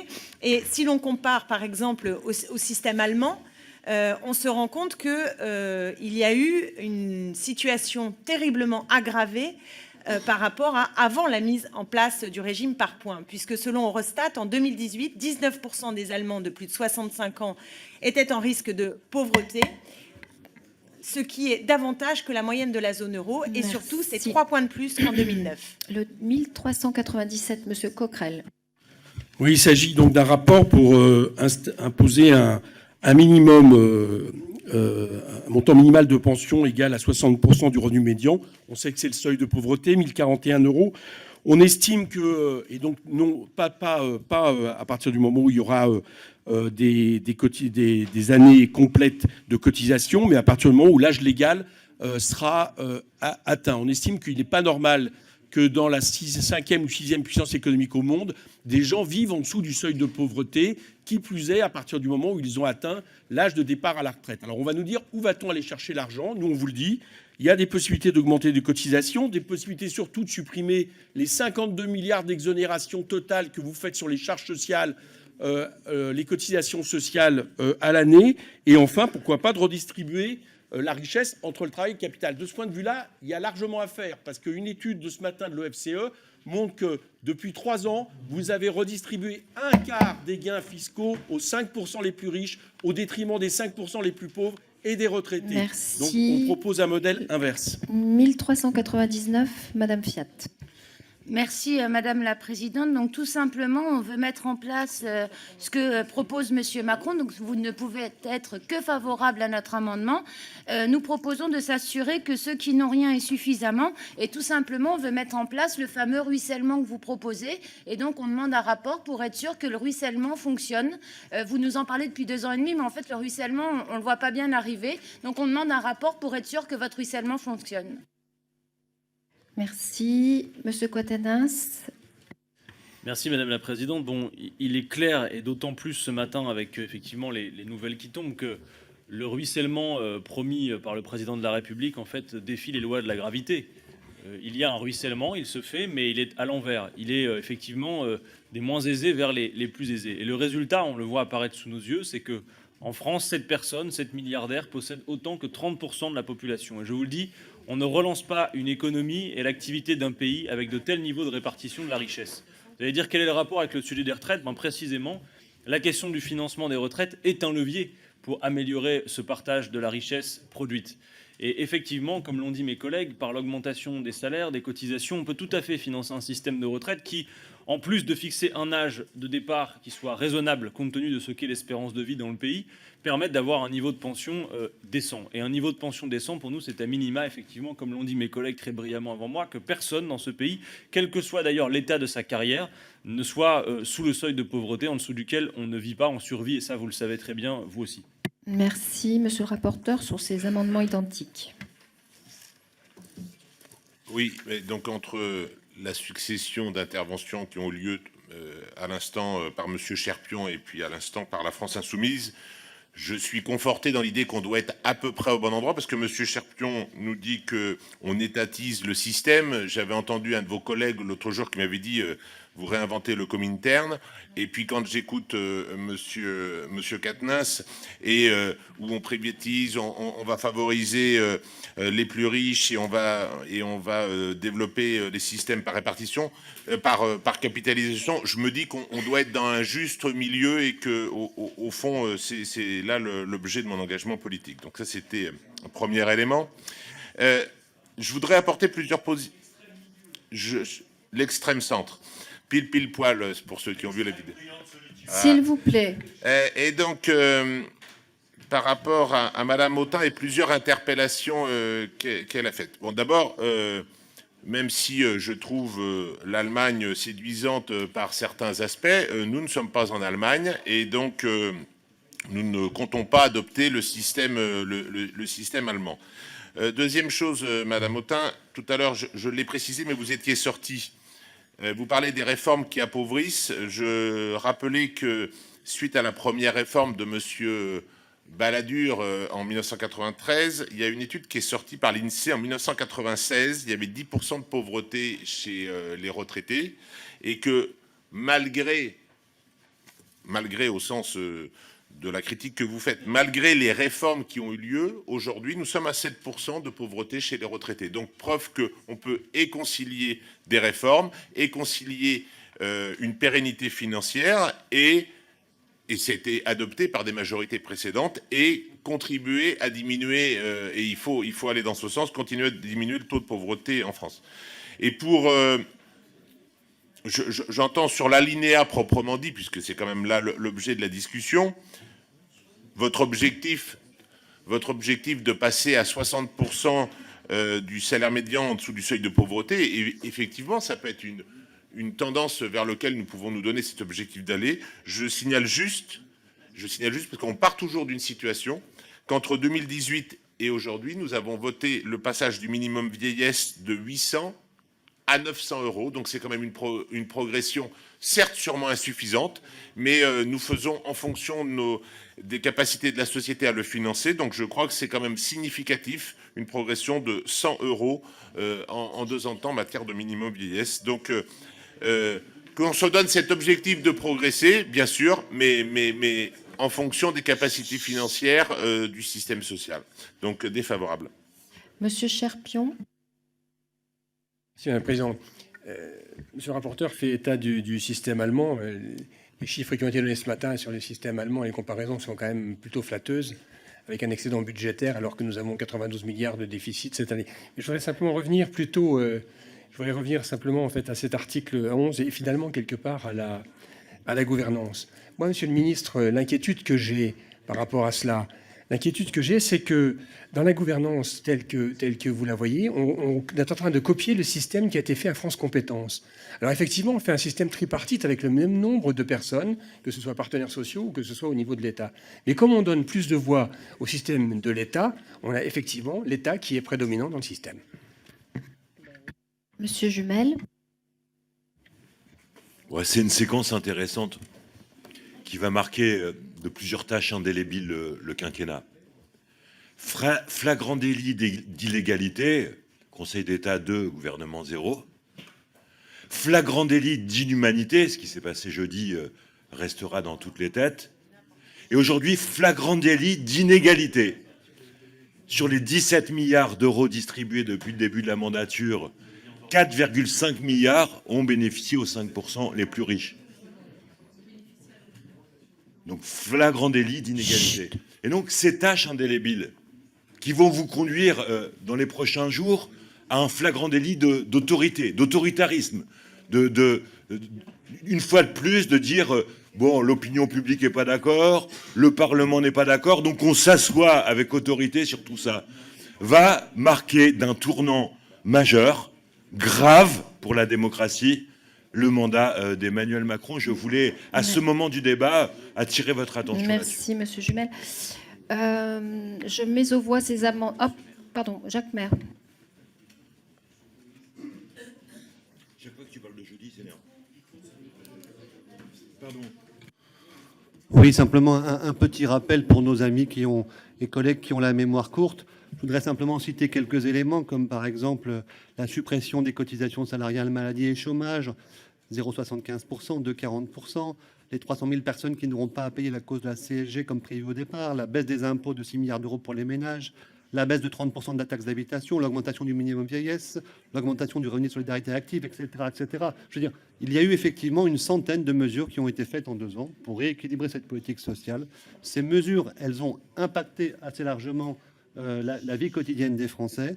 Aujourd'hui, effectivement, ces mesures-là trouvent leur prolongement dans ce projet de retraite et nous n'avons honte de rien. Merci. Merci. Je mets donc aux voix cette série d'amendements qui ont reçu un avis défavorable. Qui est pour? Qui est contre? Ils sont rejetés. Nous arrivons à une autre série d'amendements identiques. Le 1866. Non, il n'est pas défendu. Madame Autain est là. Ah, pardon, je ne vous voyais plus. Oui, Madame la Présidente, c'est un amendement de suppression particulièrement important, puisque ce que vous proposez à cet alinéa 12, c'est de supprimer le 2 de l'article L.111-2-1. Ça a l'air de rien comme ça, sauf qu'on est allé regarder ce qu'était cet article, et là, tout devient particulièrement clair, puisque cet article précise, je vous lis, la nation réaffirme solennellement le choix de la retraite par répartition au cœur du pacte social qui unit les générations. Un peu plus loin, la nation assigne également au système de retraite par répartition un objectif de solidarité entre les générations et au sein de chaque génération. Et vous nous proposez de supprimer ce passage. Donc je crois que c'est assez clair. Je ne vois pas comment on peut mieux comprendre la forfaiture de votre système et le fait qu'en effet, vous voulez en finir avec la solidarité, tous les mécanismes de solidarité et les fondements de notre régime par répartition. Merci. Le 1868, Monsieur Coquerel. Oui, je dirais pas mieux que Clémentine Autain. J'allais dire qu'en supprimant cet alinéa, vous avouez le crime, quoi. Voilà. C'est-à-dire qu'il est bien question, contrairement à ce que vous affirmez depuis des jours et des jours, de supprimer le système de retraite par répartition basé sur une solidarité intergénérationnelle au profit d'un système individualisé. D'ailleurs, le chef de l'État l'a bien dit, puisqu'en réalité, il a expliqué qu'il y aurait pratiquement autant de retraites par point que de Français. Donc on n'est plus du tout sur un système, j'allais dire, collectif de solidarité intergénérationnelle. Et d'ailleurs, ce ne sont plus, j'allais dire, ces critères-là qui rentreront en compte, mais des critères d'équilibre financier, comprenez d'austérité, et des critères de ne pas alourdir ce que vous appelez le coût du travail, que nous appelons pour notre part le prix du travail. Donc voilà, j'allais dire qu'en supprimant cet alinéa, vous révélez en réalité à tout le monde ce que vous êtes en train de faire, c'est-à-dire faire disparaître l'un des deux piliers du patrimoine social français. Le 1870, Madame Fiat. Merci pour compléter ce qu'ont dit mes collègues Autain et Coquerel. Juste préciser que les 2e et 3e paragraphes de cette partie du Code de la sécurité sociale assurent une possibilité de partir plus tôt en retraite lorsqu'on a connu une carrière longue ou pénible, qui assure une solidarité entre les générations et au sein de chaque génération, permet la prise en compte des périodes éventuelles de privation involontaire d'emploi, totale ou partielle. Tout ceci nous manquerait trop. C'est pourquoi nous demandons de supprimer l'alinéa numéro 12 qui acte leur disparition, parce que vous pouvez bien le penser, supprimer ces paragraphes du Code de la sécurité sociale est totalement inadmissible. Merci. Le 1873, Monsieur Mélenchon. Il y a tant à dire. On ne comprend pas pourquoi vous faites ça. Et notamment pourquoi vous supprimez dans cette ligne quelque chose qui est en quelque sorte une sorte de monument national, parce que bon, ça vaut ce que ça vaut, c'est pas de la grande littérature, mais en attendant, ça dit simplement quelque chose d'essentiel. C'est par son union sociale que le peuple français se constitue en tant que peuple et en tant que nation. C'est très important de se souvenir de ça. L'unité de la patrie n'est pas simplement fondée sur des grands principes et des grandes déclarations. Elle est fondée sur une intime et quasi charnelle répartition de l'effort sur toutes les épaules et du partage de la richesse entre tous. Et c'est ça qui est écrit dans ce paragraphe. Et c'est ça que vous supprimez. On ne le comprend pas, sinon que vous êtes dans une sorte de certitude idéologique que ne valent que les relations individuelles, que ne valent que ce qui vaut pour soi-même est bon et non pas ce qui est bon pour tous. Là, ce que décrivait le texte, c'est ce qui est bon pour tous. Et ça, c'est l'essence de la République. République, res publica, chose commune. Merci. Le 1877, Monsieur Quatana. Oui, merci Madame la Présidente. Bon, on sait qu'en général, les plus mauvaises entreprises ne sont pas réalisées en une seule fois, s'agissant de la loi. Quand il s'est agi de démanteler des monopoles d'État et des grands services publics, on commence d'abord par privatiser, puis on ouvre à la concurrence. D'ailleurs, en général, quand on privatise, on commence par dire qu'on n'ouvrira pas à la concurrence ou l'inverse. Bon, là, en réalité, c'est pareil. Vous saucissonnez un objectif. Tout le monde a compris que même s'il mimait un système par capitalisation, votre système par points va demeurer, pour un temps en tout cas, un système par répartition, au sens où les actifs d'aujourd'hui paieront pour les retraités d'aujourd'hui. Une chose est sûre néanmoins, si demain votre intention était de passer à la retraite par capitalisation, il y a une étape intermédiaire absolument nécessaire qui est d'en passer par le système à points que vous appelez de vos voeux. Et ici, eh bien, en abrogeant cet article L111.2 tel que c'est écrit dans le projet de loi, eh bien, en quelque sorte, vous voulez faire disparaître le grand principe de répartition du système actuel. C'est donc quelque part que vous vous ménagez bien l'occasion, demain ou après-demain, d'en passer définitivement à un système par capitalisation. Alors, monsieur le rapporteur. Alors là, je crois qu'on est sur l'épisode le plus marquant de soit de mauvaise foi, soit de mauvaise maîtrise de votre mission de député. Je reprends vos propos. Je reprends vos propos.